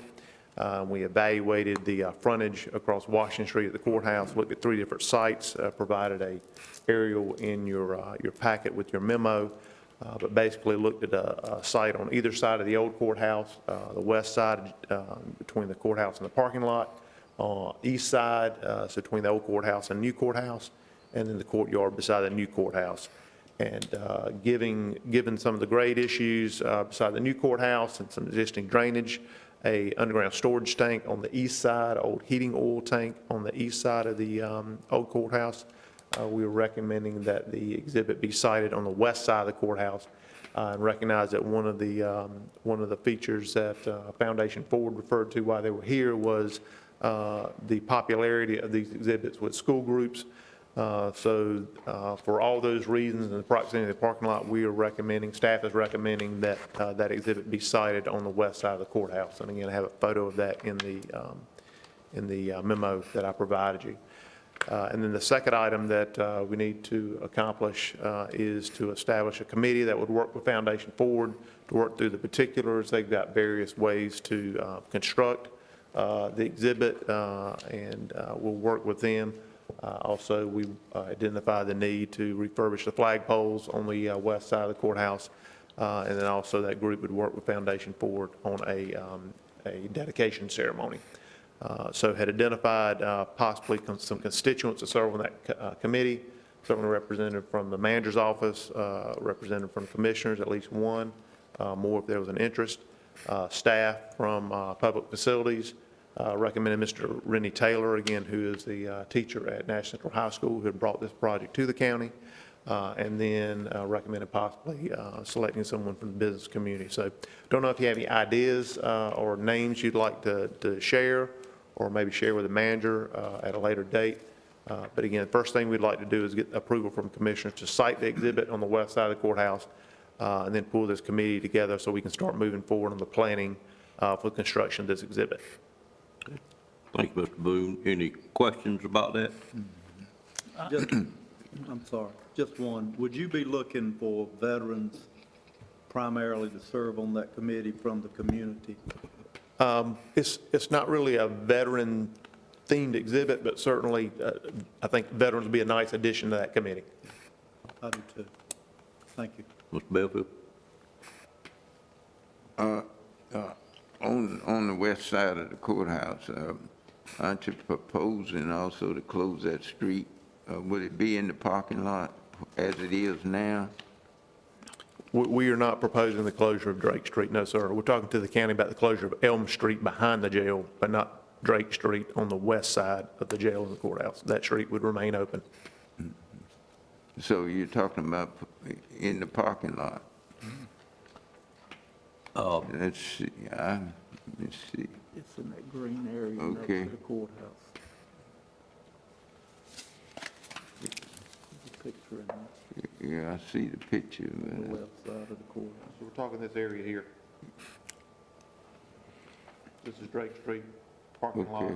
old courthouse. And you're talking about here on the grass part? Yes, sir.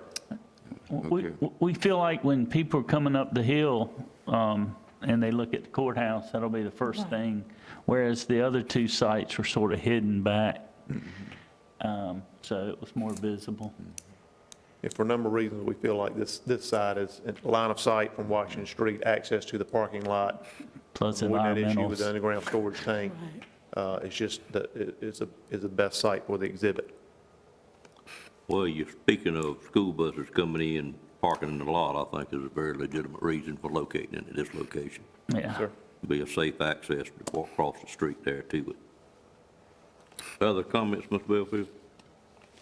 No, Any other commissioners? used to be a cannon over on that side, so I guess you replace it with, Used to be a cannon over there. On the other No, Canada on this side. I know it is now, yeah, but it's, statue over there. Okay. All right, let me see, are we actually taking a vote on the location, or we just need to have a consensus on it? I think consensus would suffice. Okay? seems like, Any problem with the location by board member? I think we're all in agreement with that. Do we want to take care of at least the commissioner to serve on it this morning and, on this committee?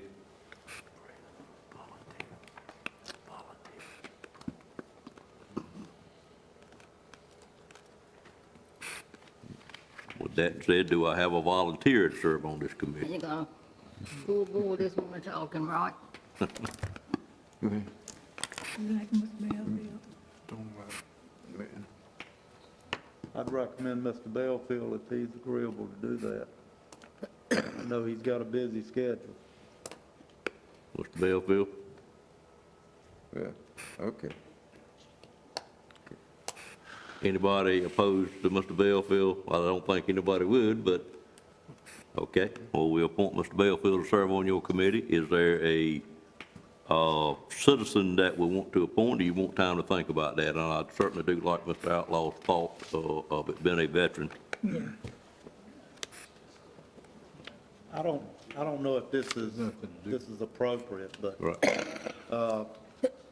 Bill Bullock, I'm sorry, Mr. Bullock on the Rocky Mount City Council. Yes, sir. He's involved in a lot of things like this. I think he was involved in the park in Rocky Mount, and I know he goes around and speaks a lot regarding veterans. So I think he would be one to consider. W.B. Bullock. W.B. Bullock, yes. Yeah, I would support that. Yeah, see, Or we can certainly ask him, if he's willing to do that. I mean, there may be others that are recommended, but he would be one I would consider in that Right. group. Yep. Mr. Boone, could you allow 2 on the committee? More the merrier, okay. Yeah, you got it. I was actually, as I was sitting here listening to what Mr. Mercer had done and what he was indeed doing, it'd be a great addition to it as well. So any opposition to asking the 2 of those to do it? Good addition to. That's good. Okay, Mr. Boone, you want to take care of contacting those 2 gentlemen and see if they're willing to serve, or you want somebody on staff to do whatever what you wish? But I think the board is in consensus to look into those 2 members. All right, is that all you need on that item? Yes, sir. Okay, we'll move on to item number 13 then. Excuse me, how about let's do 12 first? First of all, let me make sure that's right. That is correct. I knew you weren't moving, so I was messing up. So go ahead with item 12, which is oversized agreement for water and sewer main extensions. Is a proposed policy that the county would use to enter into agreement with developers that have an interest in connecting to the county's water system, but may not need water mains the same size as the county would prefer to be installed as we continue to build out our system. So this is one of the byproducts of the county's work in building a utility system. In some cases, we have developers come in, buy property, look to develop property that is just beyond the limits of our infrastructure. So the policy you have before you is similar to a policy that the City of Rocky Mount has for oversized agreements. Other jurisdictions in the state of North Carolina have for oversized agreements. And again, really what the intent is to make the utility system available to the developer, but the county would reimburse the developer for infrastructure that is above and beyond what is needed to serve their development. And more specifically, the project that has kind of brought this matter before us is a proposed development on Red Oak Road, just north of Red Oak, north of the elementary school, about 220 some odd acres that Marvin Sharon has purchased to develop. He's looking to develop the first 50 acres that front on Red Oak Road. He's about 2,000 feet east of the existing limits of the water main that was constructed in conjunction with the Northern Nash Water System project. So Mr. Sharon had contacted my office, had a conversation about access to the system. And in order to serve that development, it would appear that Mr. Sharon only needed to extend a 4-inch main, approximately 2,000 feet, again, along Red Oak Road, and then turn into his project. But ultimate build out of the next phase, if you will, of the water system along Red Oak Road from the county's perspective, ideally would be an 8-inch main to continue to serve property further east along Red Oak Road. So again, this policy would allow the county to enter into agreement with the developer, in this case, Mr. Sharon, and provided a draft agreement for you to look at. Basically, the developer would assume all the costs for the design and the construction, but the county would agree to reimburse the developer for the incremental cost to upsize the main from a 4-inch main, which is what he needs for his project, to an 8-inch main, which is what the county would prefer. So again, that is the draft policy that you have in front of you, the draft agreement that we would use for similar projects. Anticipate we'll have others that will come forward, but the first one to date has been Mr. Sharon, his project, the farms at Red Oak, I believe is what he's referring to his project as. So with that said, I'll be glad to answer any questions you may have about the proposed policy or the draft developer agreement. Any questions of Mr. Boone? I will say this is an item that Rocky Mount has practiced for many, many years, as Mr. Boone is aware of, to get the size main that they want, rather than having a parallel line at a later date. Only question I'd have, Mr. Boone, is the 4-inch, have we written this such that the 4-inch is the minimum size that we would start participating at, rather than it being a 2-inch possibly? I just had that thought sitting here. I really had not addressed that in the policy, but that is a good point. In most cases, any significant development would likely require a 4-inch, but certainly Right. you could potentially run into a scenario where you encounter a 2-inch. Right. So that may be a condition that we want to address in the policy. Okay, I think we might want to just look at that. Any other questions? If not, I'd entertain a motion to approve the request by Mr. Boone with the one addition of a minimum of a 4-inch. So moved. Motion by Commissioner Leggett, second by Commissioner Wells. Any questions on the motion? We seem a little reluctant. Do we need further explanation, or are we all good? Okay, all right. All in favor of the motion, let it be known by saying aye. Any opposed by a like sign? Motion stands adopted, Mr. Boone. Thanks, sir. Question, This Mr. was Bellfield? in my mind. How did they get in and put in oversized water and sewer lines? How did that happen? I'm not sure I quite understand your question yet. If you could say it maybe a little bit different, maybe I'll listen better. Reimbursing Yes, sir. companies, developers for oversized water and sewer main extensions. Yes, sir. How did that happen now? Just wondering. I'm not opposed to reimbursing, but I'm just wondering, how did that happen? Well, for instance, the line that we, that this subdivision here needs is a 4-inch line. And so it's only fair to charge that developer or make him put in a 4-inch line at his expense. Because the line doesn't go by his property, he's got to extend it up to his property. What we really want is a 6 or an 8. An 8. An 8-inch line. So what we're offering to do in this proposal is to pay that developer, once he puts that line in, he's gonna take prices on 4-inch and 8-inch, and the county would pay the difference, so we'll be prepared to continue that line on out in the future as we grow this water system. It's a very inexpensive way for us to get our main feeder lines the size we want them as we go. Does that answer your question, sir?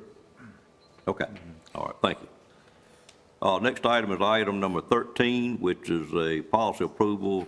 We've talked about this one time before for allowance of bad debt and write-off for water and sewer and solid waste landfill. Presented by Finance Director Donna Wood.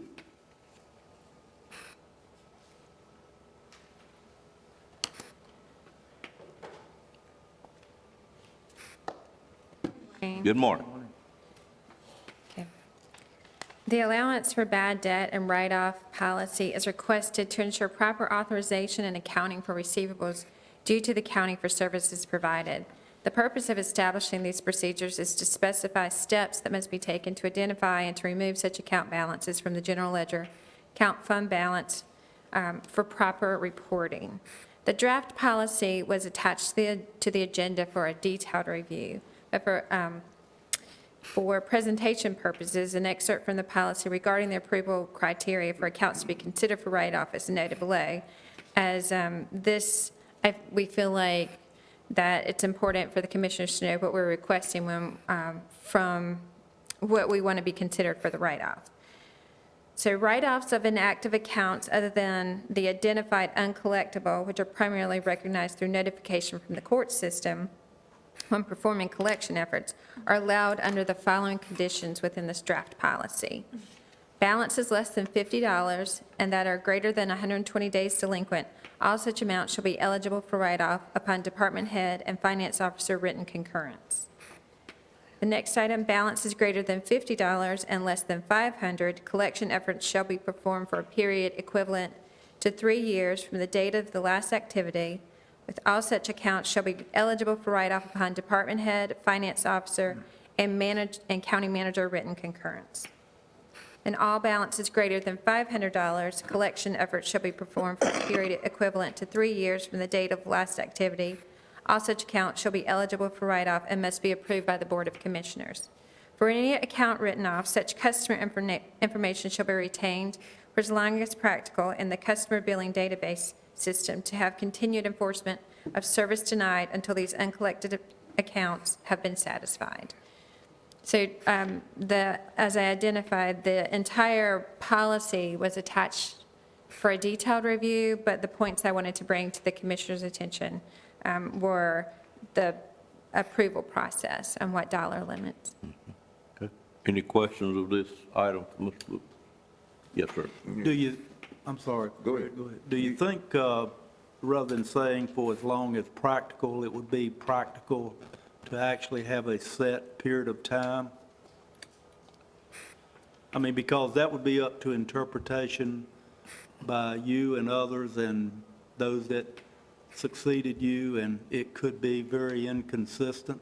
Sure. I mean, we could certainly put in a time limit or with the, as long as the database was available, which it should be, but I can find a better, more appropriate word or time. It sounds like for you're that. saying if you have a balance, a write-off of it, $50, for example, that you would be denied service going forward for some period of time. Okay.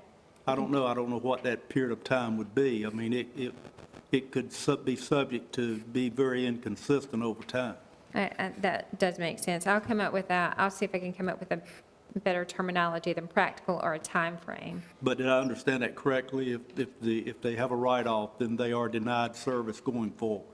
Until they pay that uncollected balance. Right. That is correct. And, okay. It's nothing to do with cutoff, it's just getting a new service? What Mr. Outlaw asked. Well, their if he- account will be inactive, so this person can't have service on their account until they make their, Well, can you give us an example of how it would happen, because I'm confused now? so let's say someone is renting or has an account with the water department, and they leave without paying their last balance. Gotcha. So at that point, the account, we've done efforts to collect on their account, sent notices, contacted them. Obviously, at So that. the cutoff, cutting the utility off period has gone because they've moved? Right, the cutoff I've period got is it. already I've over. got They're it now. cut off, they wouldn't have access to any water at that point. But in order to come back and reopen an account, or establish a new account, or reestablish that account, they'd have to make that collection. They'd have to pay off what they owed. And that makes sense. I mean, until you pay that balance, you don't get a new account, ever. Right. Is that the way it is? That's the way it should be. It's not ever, it's as long as the computer system will keep up with it. Is it at least 17 years? Well, we hope our computer system would maintain that long, but we will identify a time period in that. So it would be possibly up to 15, 30 years, whatever we can, we'll put a time frame in there. I don't know, that seems like a little bit long, but that would apply to Wayne, what- residents as well, right?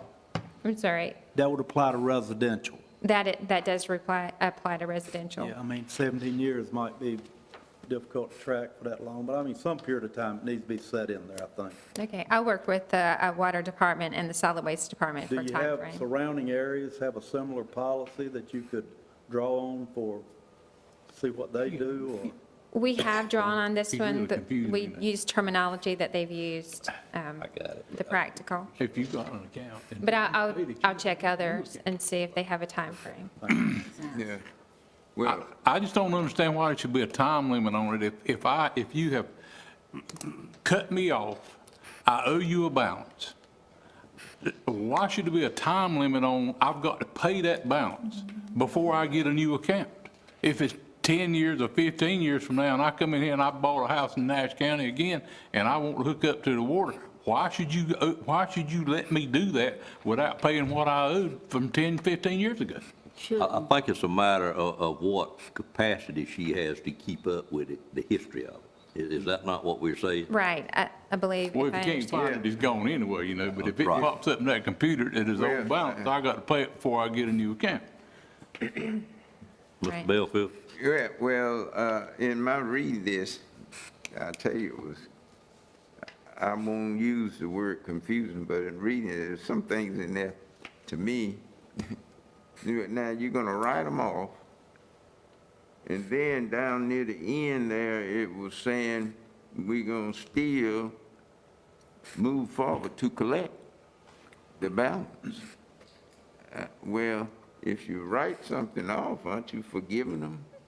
No, sir. It's not, it's written off out of our system for reporting purposes. They're not forgiven of their debt. The only reason that we would allow that, if it's a true uncollectible, which would be something really administered by the court, which would be identified by a bankruptcy or a court notice. Well, Debt, yes, a debt, bad debt that's identified by the court system. But it's not a forgiveness of what they've done, or not paying. It's just moving it out of our records to, moving it out of our account, current account for reporting purposes. yeah, that's the accountor's account, but it said, I also read in there where you're gonna plan in the next fiscal year budget monies to take care of these write-offs based on the situation ability to handle, to pay. So it was kind of, I don't know, it was just wasn't really clear to me. Well, some of the, part of the policy is procedural in nature for how we would handle it internally in the finance office, you know, what we need to do to maintain our books properly. So there's what we would allow and what we would establish as our write-off policy, you know, what we would do to, for the accounts and the time frame and the dollar limits. But then the next step on that is the procedures within our department and the utility and solid waste department on how they would maintain these uncollectible accounts with the write-off system and what we would do for reporting purposes. Okay, so the write-off is moving it from active to inactive. Yes, sir. It's an But accounting. it doesn't mean that you're gonna cut the utilities off. The utilities are already cut off. Well, They're If inactive. they're inactive, it ought to be cut off. Yeah. I think it's a terminology thing that we're struggling with. I mean, some of it is looking within the utility and the solid waste system of terminology within inactive accounts and cutoffs. And then when you move over to the finance system, how we would handle that accounting process for the write-off and the allowance for bad debt and the receivables and how we would report on that. So it's a combination of two different things, and maybe that's where the confusion has come in, because it's procedural within the utility and solid waste, and then moves over to procedures within the finance office on the accounting side of it. Yeah, it's a lot like voter registration is today, and that is that if you don't participate, you become inactive. So you're not an active voter, but if you go vote 10 years later and you're inactive, you're allowed to vote, and that they can look in their records and see that you've ever been a registered voter in that county. You vote provisional, and that vote is counted because at one time you were an active voter. Well, Same kind of thing. We're gonna keep. I'm not sure you made it any if clearer. you're but- inactive, if you're using voter registration, and if you've been active, you've been purged. No, not anymore. Off the list. Not anymore. And that because you meaning write it that you off got don't mean you to have forgiveness. reactivate They yourself. still owe it. You are still, you're not on the active rolls, but you are, if you come in and vote and you've been taken off, or the old word purge, you're still on the, if they can find a record that you were ever registered to vote in that county, then your vote is counted. what they'll do is if somebody comes in, they'll be able to access those prior years and those write-off records. And if somebody is discovered to have had a write-off situation, they can go back and enforce that. That's correct. Well, it's beginning to come a little clear, but it's not all the way. Is it clear to you, Ms. Wood? It is clear to me. I think we can, she gonna attend to it. The thing I like about it is, you know, we've recently read that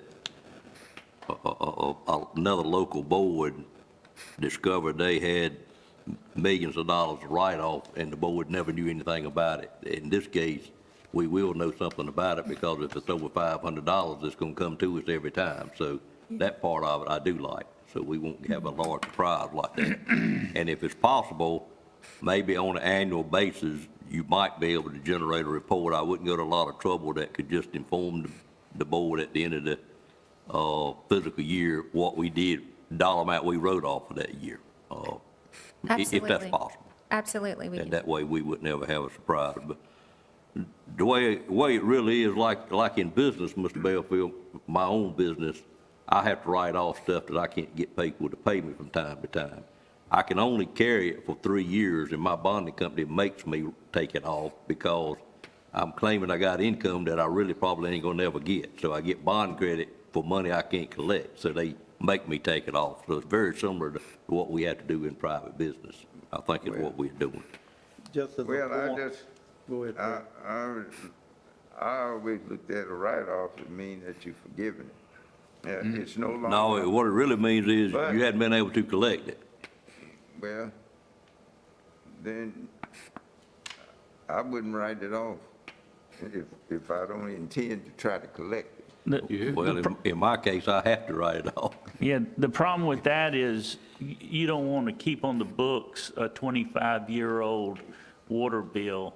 So you need a time period where you make it inactive, you write it off, You wouldn't want to keep but it you on keep your the record. You wouldn't want to keep it on your active book, but you're Right. keeping a record of it. That's what she's doing. That's exactly what she's doing. And to me, it's not writing off, you're just moving it out of your active record. You're writing it off for accounting and reporting purposes. When you tell the state and when the auditors come in and see what your accounts receivables are, you write, that's not considered an account receivable once you write it off, so-called write it off. But it's still, we still have a database that has that information in it.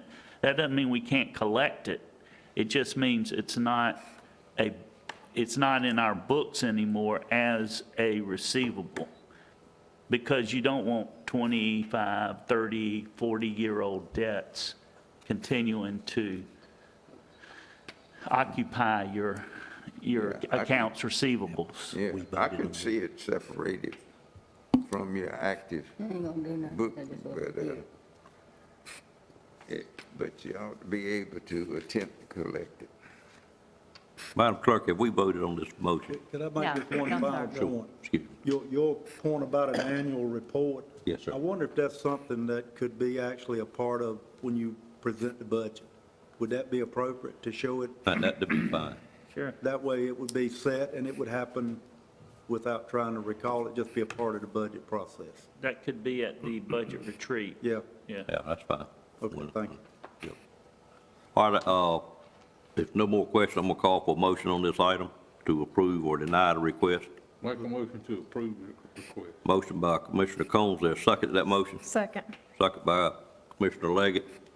Any questions on the motion? All in favor of the motion, let it be known by saying aye.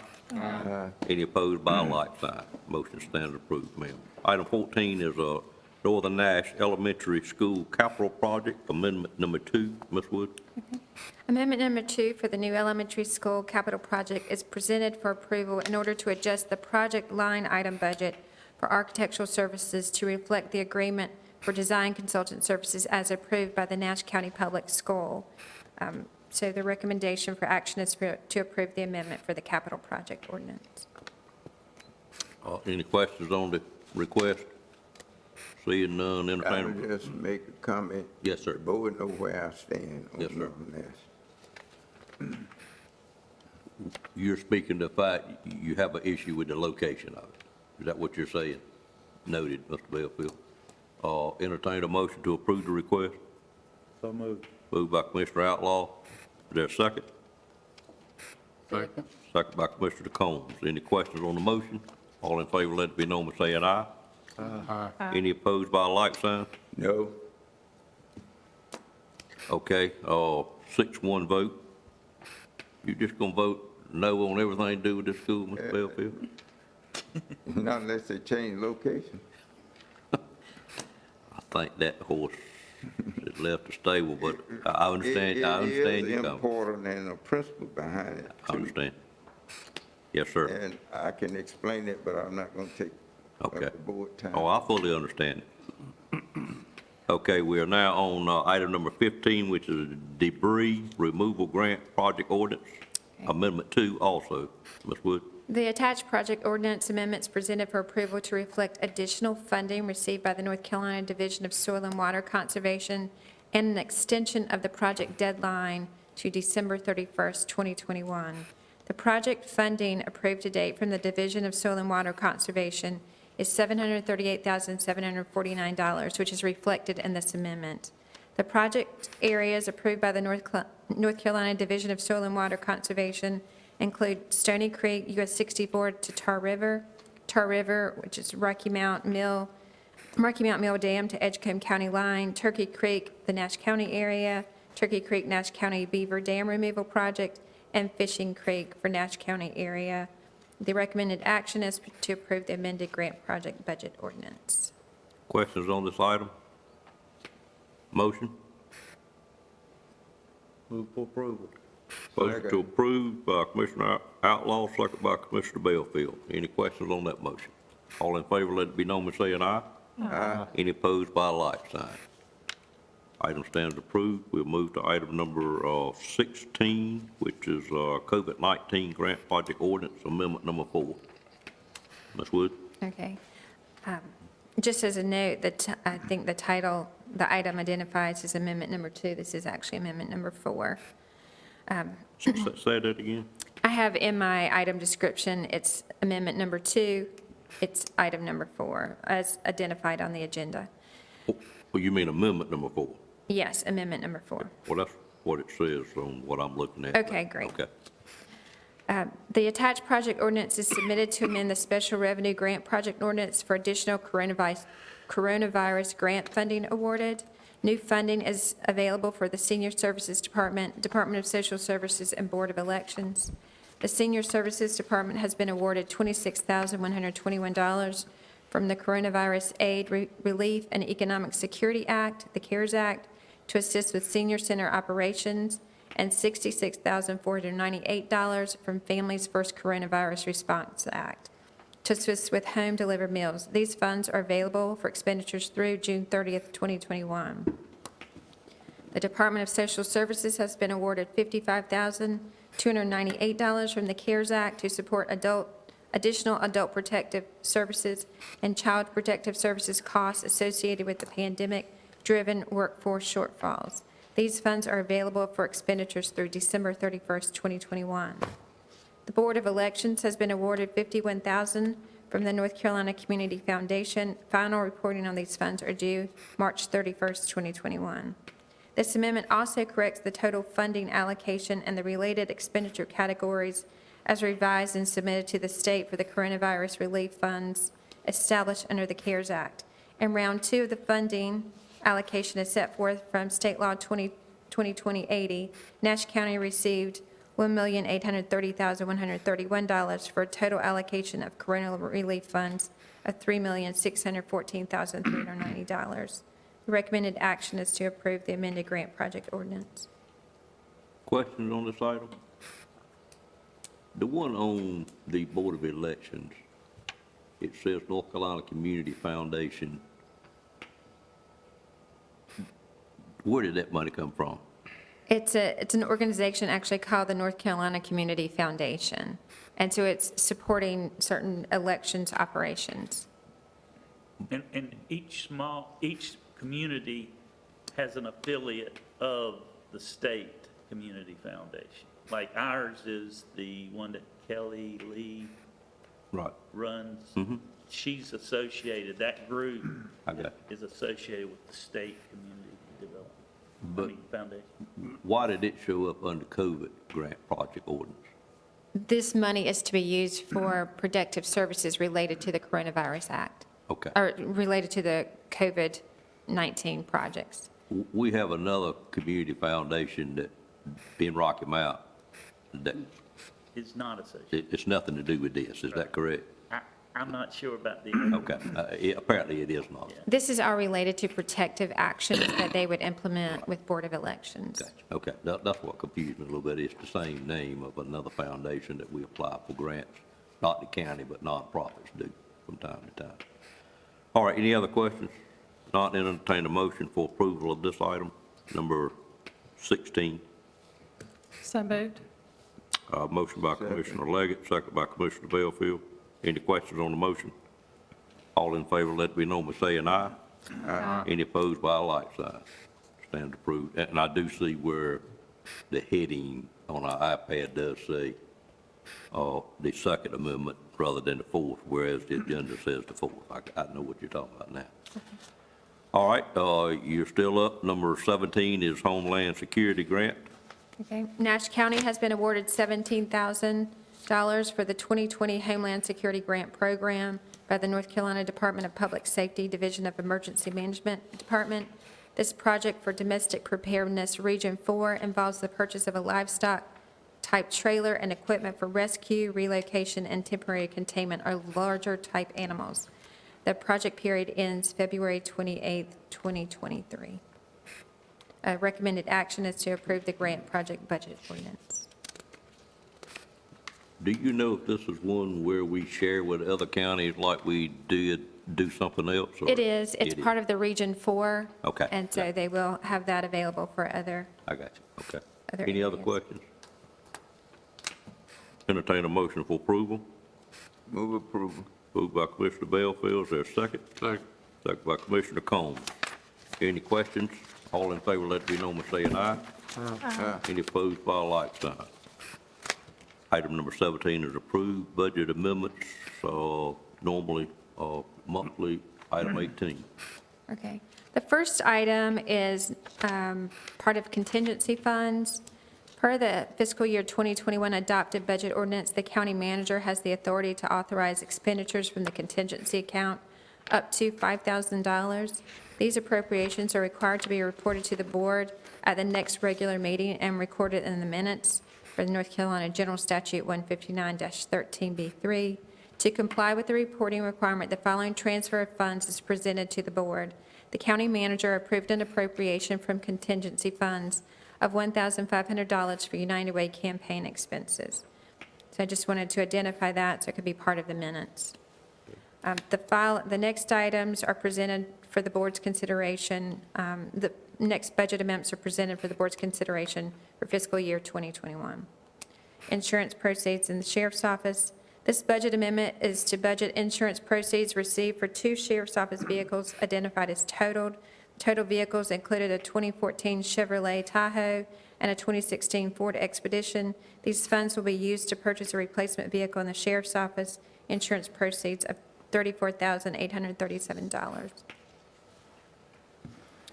The next budget amendment is to budget insurance proceeds received for a totaled 2019 Dodge Charger purchased with asset forfeiture funds.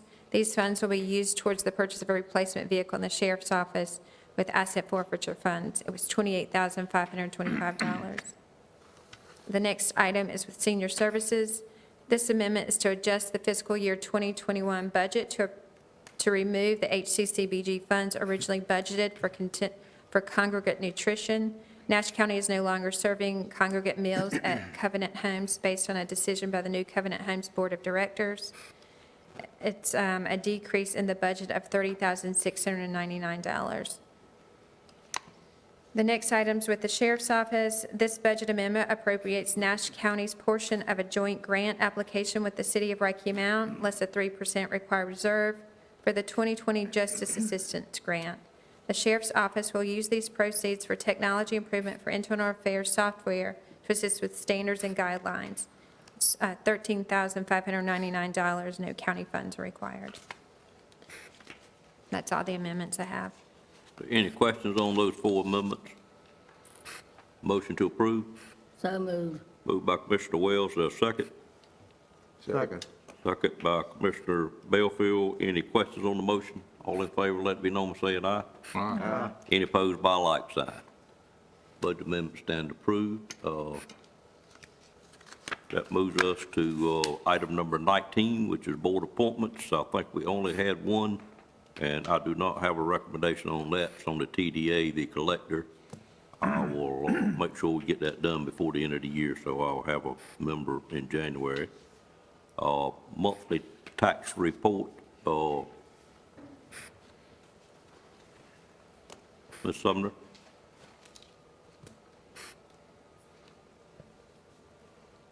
Oh, I'm sorry.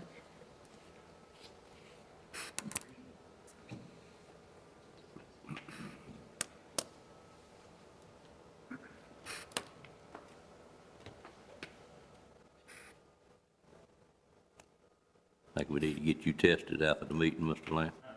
I've been tested twice so far. So far, so good. Good morning. Good morning, ma'am. Yeah, at this time, we have the tax collector's report. As you know, this report is designed to keep the board current on activities in the tax collector's office. The report is for your information only and does not require approval. However, it is recommended that you accept the report so that it'll be noted in the minutes. And if there are any questions, I'll be glad to answer. Any questions on the tax summary report? Seeing none, noted that it was presented, ma'am.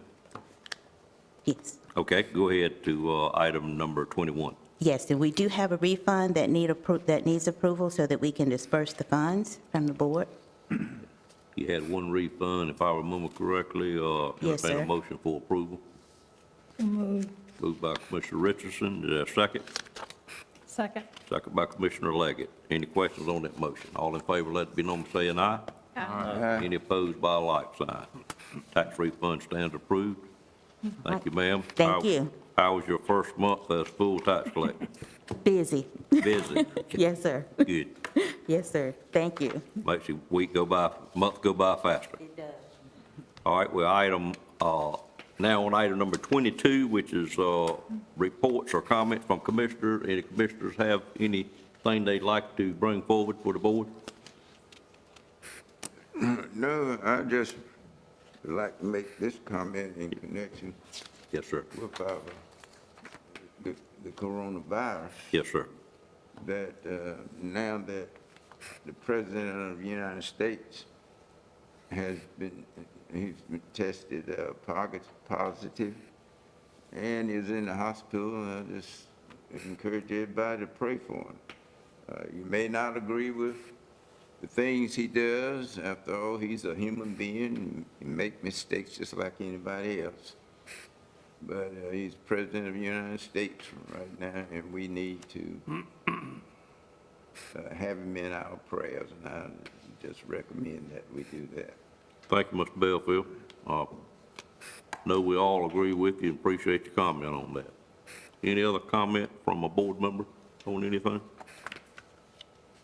I'll quickly go through 2 or 3 things that I had. First of all, the housing report continued to look excellent. We had 30 new homes for the month of September. Hope we stay at 30 or more every month. Wide range of prices, and we had one $7 million commercial permit issued also to Shellco Incorporated, and I don't know whether that address is Hospier or Consolidated Diesel, but one of the 2 of them, I'm sure. Consolidated. Consolidated, that's kind of what I thought it What I was. was told. Yep, so that's great. I would also say we all received an email over the weekend that this is 4-H week. It began yesterday, actually, and goes through the end of the week or through Saturday. And I see that she gave us a website that we can look on. They have a presentation each night, each afternoon late, if you wish to follow those, but certainly it's a great thing. Sue, any more I could add to that item? I'm sure you're more familiar with it than I. No, it's great what they're doing for our local community. Yep, absolutely. Okay, and Mr. Lamb, that may have been on your report. If it is, I apologize. Oh, that's fine. I know that we have talked about employee raises from time to time. Do you intend to ask any questions on that today on your report? About, we did not do an employee raise at the beginning, and we were going to look at it all along. Do you intend to bring that up? I do not. I sent out an email to y'all about a month ago, I think, discussing it, but I can discuss it if y'all have questions, but we do believe that upon looking at our revenues for last year, that we can afford to give the employees a raise. My recommendation would be a 3%, but if y'all have a different figure, it could be effective November 1, so it costs us 2/3 of a year, or it could be effective January 1 and cost us a half of what a normal 3% would cost in a year. My initial idea is to do it for all employees making less than $100,000. If the board feels like we're ready, I would like to go ahead and instruct the staff on how we're going to move forward with that. My recommendation, and certainly we can do whatever the board votes to do, just being fairly conservative, we have a lot of unknowns still before us as it relates to COVID. I'd like to see us direct the staff to go ahead and do the 3% effective beginning of the third quarter, which would be January the 1st. And I really don't have a strong feel about your second part about the 100,000 and under, well, one way or the other, but let's solve it one step at a time. Anyone wish to do anything different or oppose what I'm saying to do the 3% January the 1st, Mr. Outlaw? My preference would be to do the 3% retroactive back to July 1st. Okay. If you make that a motion, I'll make it a second. Well, I just think we need to do it. I think we need to hear from everybody, what everybody's got to say about it. Well, let me give you the fiscal note on that. To do 3% for 12 months is right at $1 million. So to do 3% for 6 months would be right at $500,000. Mr. Outlaw, could we possibly compromise on doing it effective the end of you just made a statement, beginning November would be? Oh, either it's October 1, which would be 3 quarters, or November 1. October 1 is what I was trying to say. Could we compromise on October 1? And that cost would obviously be 3/4 of $1 million. That would be something that's not already been done, and we could put it in the paychecks at the end of October. I just want to do whatever we can do for our employees. Okay. Within the money that's available. Okay. I can tell you, accounting-wise, I know everybody would love the extra money, but it would be easiest kind of a nightmare to start October 1 rather than retroactively giving 3 months of that incremental amount in October. Understand. So I'm good with that. Or why do you want to eliminate those above 100? I mean, just because they happen to be in a job that... Well, because... Let me get a consensus. Are we okay, everybody, with the beginning at the second quarter, which is October the 1st? Yeah. Everybody's good with that, okay. Mr. Outlaw, go ahead with the Yeah, second I'm just part. interested in your thinking on that. I mean, Do you happen to know how many people that is? It's probably 10 to 15. The reason is when you do a percentage raise, and we've done 2 5% and 5%, if you make $150,000 a year, 3% is $4,500. If you make $30,000 a year, 3% is $900. And I feel like those of us at the upper echelon of salaries have gotten 5% and gotten 5% over the last 2 years. And I think they care more about their people, their employees getting these raises than they care, based on what they've told me. That may not be uniform, but I think everyone just wants to look out for the people that are making the lowest amount of money. I can certainly, given my 10% authority, if there's any inequities between somebody that's making 101 and somebody making 99 and 99 skips over them, I can make an adjustment easily. But I mean, it's just a suggestion, and so.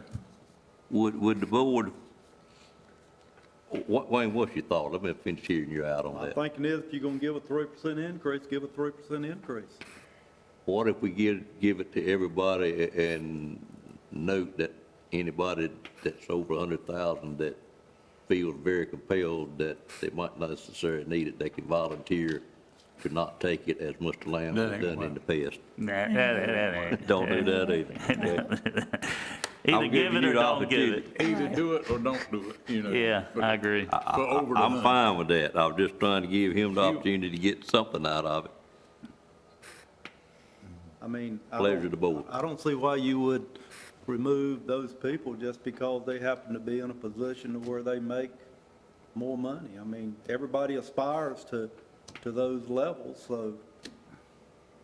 There's a reason they make that salary, is what you're that saying. is. They're the ones that are leading. No. Is the consensus of the board that it goes to everybody then? Everybody. All right. We good for that, Mr.? That's fine. Okay. And if you do want to not take it, you know how to handle that as well. I've been told not to take it. You've been told not to not take it. Yeah. Well, you In the past. better listen to your wife then. No, not by my wife. Do we need a motion? Yeah, well, no, you really don't. The motion is that you're going to give a 3% raise effective October 1, and there are no exclusions. We didn't approve it in the budget. Donna, do you want a motion?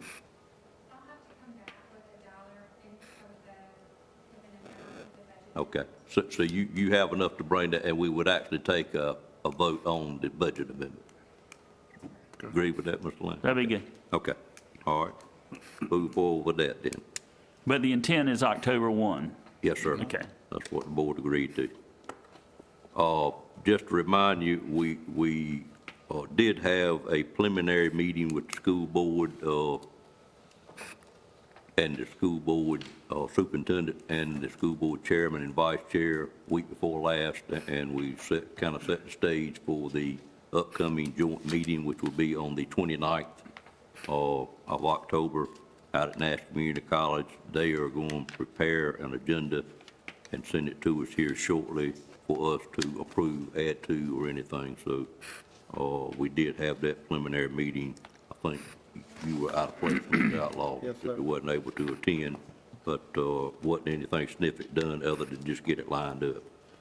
Mr. Chairman, on that agenda. Yes, sir. Would there be anything related to some potential supplemental pay for teachers, bus drivers or something along those lines? Has there been any discussion on that? It was indeed, and there will be included in that. Thank you, sir. They were looking for something for non-state employees, which would be janitorial services, which they've taken in-house, bus drivers, and a few other things like that. So yes, he does have that on his agenda. I just mentioned that, so while Ms. Wood is looking at this employee thing, you might want to consider, you know, that as well. That may be a possibility coming up soon. Right. Yeah, could well be. Mention that.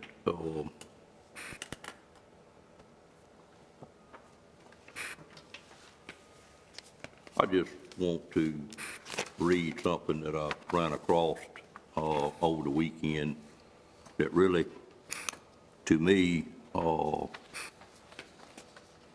made me, and I think it will, rest of the commissioners would agree, very proud to have the staff that we have in Nash County. But it was a letter to the editor in another county in the state, actually a county that adjoined Nash County. But it was a letter to the editor from an individual, and he basically said, a few days ago, I realized that my trash decal had expired, and to ensure that I was in compliance with county ordinances, I went online to pay the annual fee and order a new decal. That would be to use a convenience center, as I read it. Unbelievable. Not only did the Public Utilities website state that it could take up to 3 weeks for the decal to be shipped, but it also said that receipts could not be supplied and that a receipt could not be used to show at the convenience center if you were to go. If you had a receipt that you had paid it, it didn't say that it wouldn't be supplied. You would get a receipt, but you couldn't use that receipt to go to the convenience center. You would have to have the decal on it. Knowing my sticker was out of date and I couldn't just let my trash pile up for 3 months as I waited for a decal to be shipped, I loaded up my truck and headed to Smithfield to pay for a decal in person. Much to my amazement, the Public Utilities had barricaded the lobby. The public couldn't enter, and there were signs instructing people what to do for all the various services that a receptionist would typically be able to answer in just a matter of seconds. After several minutes of reading all the signs, I found the one regarding the trash decal, but I didn't understand it. The sign directed citizens to drop an application and money in a modified filing cabinet that was sitting there. Eventually, I was able to ask the county employee that walked through behind the barrier about paying for a trash decal in person and that I had a credit card and was ready to transact. Unfortunately, she told me that they did not take credit cards in person any longer. I would have to pay with cash or a check. Frustrated, I left and traveled to my local bank in town and withdrew cash and went back to the public utility office. Finally, I could get my trash decal and be about my business and take my trash to the local container site. When I returned back to public utilities, I spoke to a second employee in hopes that I would be successful. It was then that I realized that there was no possible way of me receiving a decal that day.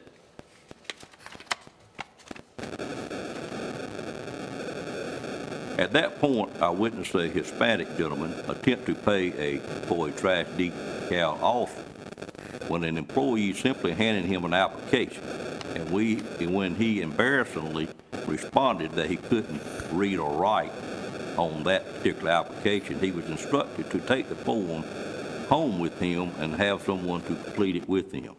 It became apparent to me that the county's webpage was not only misleading, but also wrong, and that it would be impossible for anyone to get a trash decal the same day as mentioned by the website. Begrudgingly, I completed the application and dropped it in the file cabinet along with a $100 bill, not knowing when I would get a sticker or if my cash money would ever make it to where it needed to go. That was about a week ago. I have no idea whether my application was received, if my $100 ever made it to the cash register of the county, or if a decal has been shipped. If possible, I would greatly appreciate if someone could ask the county manager or any county commissioner if they can please come pick up my trash as I wait for the same-day service decal to arrive in U.S. Postal Service. And while they are at it, maybe they can find the Hispanic gentleman who also was wanting to buy a decal and help him fill out his application. It is extremely frustrating the county is not reducing our 2020 property tax due to COVID-19, as they have sure reduced services to the residents. I'm also disappointed that after 7 months of global pandemic, barricading the public utility lobby, eliminating all interaction with county employees is the best that my county can do. Even Walmart and Lowe's was able to install plexiglass during the early days of the pandemic so that customers could come and go and transact business. As our kids finally start back to school, I sure hope that county commissioners start opening up our county government for the sake of the county and its hard-working taxpayers. A long life residents of blank county. I'll just show you how I read that, make us all appreciate what our staff has done in Nash County and how we have dealt with this. We would never get a letter like that in our paper, I don't think. And I just want to thank everybody for the job that they've done on behalf of the board this morning. I got a comment about that Yes, sir. article. They must not live close to the Nash County line, do they? They brought it there, Stony Hill Convenience Center over there and put it in there, because they're doing it every day. Well, I'll tell you, it'll join Nash County. I wasn't here tonight. Well, something you this read made me afternoon. think it was Johnston. You didn't get it from what I read, sir. You might have been looking over my shoulder. But it just shows, I think, how good a job that our staff has done through this very challenging time. The last thing on my mind is, and I'm very reluctant to bring it up, but I just keep getting asked and keep getting phone calls, keep running into citizens about the issues we have in our largest municipality. And particularly just a few things that are going on over there. Does anyone else, Mr. Bellfield, you or Mr. Wells or Wayne or the four of us that have part of our districts, and about half of my voters are in the municipality, get asked, can't the county do something for me or for the situation over there? And really, I don't think we can, but it seems, I look at our sheriff's department and look at these reports, and he looks at Rocky Mount as being part of his area, just like he does everything else. If you read I'm that getting report. lots of complaints about the utility thing in Rocky Mount, lots and lots about it. Right. But that we can't do anything really. Well, about it. we really I think can't. our sheriff should have thought before he ever said, I'm not going to enforce the law about wearing the mask. Well, you're on something else other than what I'm on, but I understand your comment. But if you notice his reports, I mean, that's what I'm getting calls about. sure, many of his reports or many of his instances are located in the city limits of Rocky Mount. And I've asked him, Keith, why are you over there so much with the police department? He said, I serve all of Nash County. That's the way he looks at it, and I can't argue with that. He does indeed have the responsibility of all of it. But not to have a long discussion, but if you would think about it, I don't know what we could do to help. I don't know whether we could ask another agency to help. I do have a dinner tonight that I have agreed to meet with our state auditor and have dinner with her. She is pretty much really involved in this particular item itself, but I'm thinking along the line of maybe this board would potentially consider asking for some help from another agency. I don't really know, don't have a set goal this morning, but I just hate to keep telling people that are desperate for some relief or some help about some things going on in our largest municipalities. And as a elected official for many of those citizens, there's just really nothing I can do. But Mr. Belfield, do you get any questions like that? No, be frank about it, I'm not getting any. I guess they approve of things that I see. I'm not getting the criticism. Right. But it would be in their best interest, the city of Rocky Mount. If the city of Rocky Mount board would work with Nash County, and especially as it relates to the Image, yes, sir. image of this area. Yes, sir. Because I just don't see industries want to come here with the negative comments that they read, find and in the newspaper. Well, that's another thing that bothers me tremendously is what you're saying is correct. It's going to make it very difficult to us to recruit a large company here to Nash County because they just always are doing their homework before they even consider it here, and you get eliminated very quickly for very little reason. So I do wish there was something that we could do to get things better. Mr. Outlaw, any comment? I know you have constituents in your territory as well that live in the city. I do get comments. My comment related to this would be that I think the less said about Nash County getting involved in the city of Rocky Mount's business in a public setting like this is not good.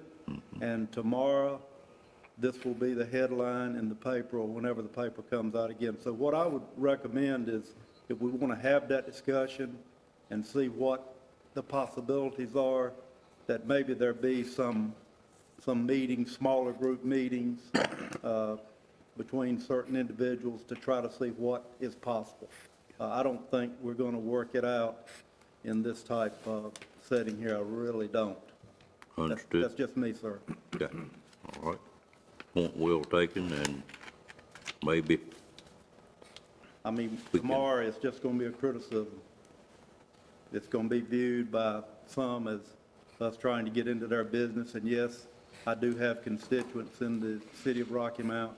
I care about those constituents. I pay my utility bill to the city of Rocky Mount, but I just don't think that airing this out in a public setting is going to accomplish much, but possibly the manager, the chairman, and, you know, a smaller group working with a small group from the city might possibly provide some benefit. I don't know. Well, That's just my thinking on it. A good try, good way to look at it anyway, if possible. Anyone else, Ms. Wells, did you have? Well, actually, I got, I guess, something. You know that I am co-chair of the Human Relations Commission. Now they're trying to remove that down so that you don't have a co-chairs, that you have only one chair, which I understand what that is. But y'all need to pray for that commission. I mean, we got, and I'm gonna call names. We got couple on there. Well, we probably shouldn't call names. All right, I didn't call it, all right. We have people on there that need to stop and think before they have their personal, to me, that agenda is supposed to be neutral. That committee is supposed to be neutral. We're not supposed to pick sides. And we got sides and sides. And so, yeah, I don't know. We haven't met lately. We were supposed to meet last month. They couldn't even set up the virtual thing, so. Well, maybe if nothing else, so I do intend to attend that meeting tonight, and if nothing else for the time, maybe we can at least pray for our larger city anyway, and hope the image will improve, because it's certainly going to hold the county back as a whole eventually. I don't know what to do. Gotcha. All right, with that said, Mr. Manager, I will turn it over to you for your report, sir. Okey-doke. First of all, just a reminder about the Duke Site Ready presentation on Wednesday, October 14th at 1 o'clock. That's next Wednesday at 1 o'clock here in this room. Also, reminder of the meeting Monday, October 26th at 2:30 in this room for the report on the economic development study with Ted Abernathy. So that's October 12th at 1, October 26th at 2:30. Reminder about the joint school board meeting Thursday, October 29th at 6 o'clock. It's going to be held at Nash Community College in Brown Auditorium. This past Friday, we kicked off the Nash County Employee United Way Committee. The campaign runs for 2 weeks, ending October the 16th. And then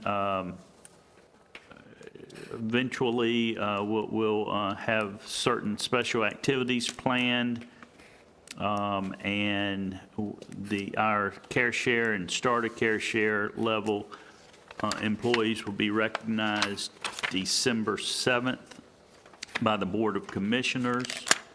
Our goal this year is 35% participation, which was the participation goal of last year that we did meet when we did really well, went from about 22,000 to 36,000, I believe it was. So our goal again this year is 35%, and last year, of course, if we got 35%, they taped me to a wall, and they did that. And this time, they've talked me into kissing a pig if we get 35%. So I'm not sure if the pig will have lipstick or not, but I will be hopefully kissing a pig very soon. And I encourage all our employees to participate. Sales tax, I did send y'all an email letting you know that our second month of this fiscal year collection of sales tax was again very good. We budgeted right under 16 million for the year. That's about 1.33 million per month.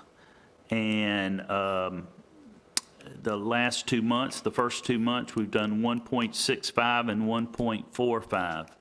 So you can see we are doing very well in sales tax collections, as we did at the end of last budget year, which was, again, counterintuitive to what we had anticipated with COVID-19. But we continue to get good revenues. You got a ad valorem report today. That was through August. When you look through September, we are ahead of last year, and collections continue to, on the ad valorem side, improve each year. The noise committee that has been the subject of a lot of discussion did meet last week, and it will continue to meet regarding whether or not we need a new ordinance. There's some discussion as to whether our current ordinance goes as far as it needs to, but the committee will be exploring that.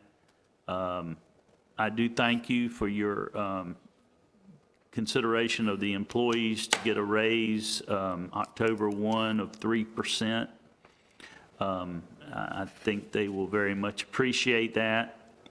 Again, building permits are going great. And I want to say to this board that when y'all passed that resolution 3 or 4 months ago, encouraging people to use masks, a lot of us became very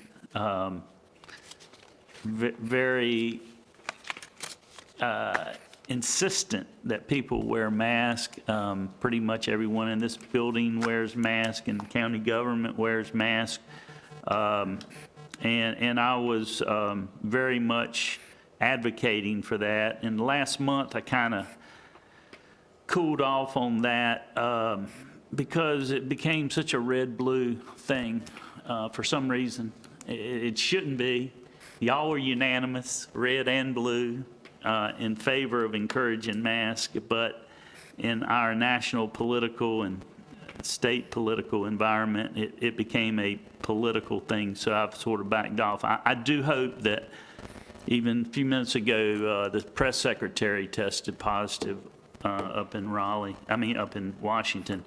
So I do hope that this incident with the president will bring us all together throughout the country, and people understand that wearing a mask isn't just about you protecting yourself, but you're protecting other people. And I think that's where some people just don't quite get it. I should have the right not to wear a mask if I don't want to wear a mask. Well, just like they say, first day of law school, you have a First Amendment right, but you don't have a right to go into a crowded theater and yell fire.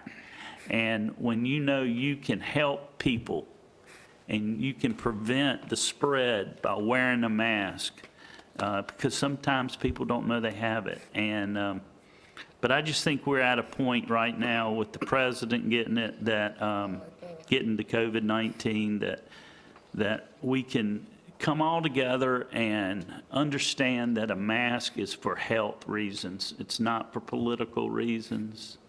Again, I thank this board for unanimously passing a resolution months ago encouraging people to wear masks. And that's all I have. All right, Yeah, thank you, Mr. Bland. I hope the administration in Washington understand now that if the president has the virus, that the whole nation, and they did have some distances up there, and he still got the virus. And at his age, he's probably sicker than they want to admit, because they look at it, don't want American people to panic. But there's a systematic way of the government being run when one is incapacitated. And they need to understand that. But again, I say, I don't agree with the administration, but I do know that we all should love one another and appreciate one another, even if we don't agree. We shouldn't let our differences in opinion and philosophy interfere with our health situation in helping people to understand that in order to get rid of this thing, we're going to have to work together. We can't split off and say red is this way and blue is this way or green is this way. We got to work together, because this thing is devastating. Thank you, Mr. Belfield. I'll entertain a motion now to go into closed session for economic development, matters of attorney-client privilege, and a personnel item. So moved. Moved by Commissioner Combs, second by Commissioner Outlaw. Any questions on the motion? All in favor, let it be known by saying aye. Aye. Any opposed? Break now. Well, we're going to go in closed session, but we're going to have about a break in between moving here and moving there. I'm You getting ain't up. gonna move. Huh? Oh, we ain't gonna move. You're right. I'm sorry. Keep Mr. thinking Wells going in has- the back. Anyway, we're gonna come back in 10 minutes in a closed session, short and long up. All in favor, let it be known by saying aye. Aye. Any opposed by a like sign. Thank you. Now we're at recess for 10 minutes. There were no action items we need to take from closed session, so I would entertain a motion to recess this meeting until next Wednesday, which is October the 14th at 1 o'clock, and that would be for the Duke readiness presentation to be given to the full board by Duke Energy. I ask for that motion to recess. Motion to recess. Have a motion to recess until Wednesday, October the 14th at 1 o'clock. There's a second to that motion. Second. Second by Commissioner Outlaw. Any questions on the motion? All in favor, let it be known by saying aye. Aye. Any opposed by a like sign? We stand recessed.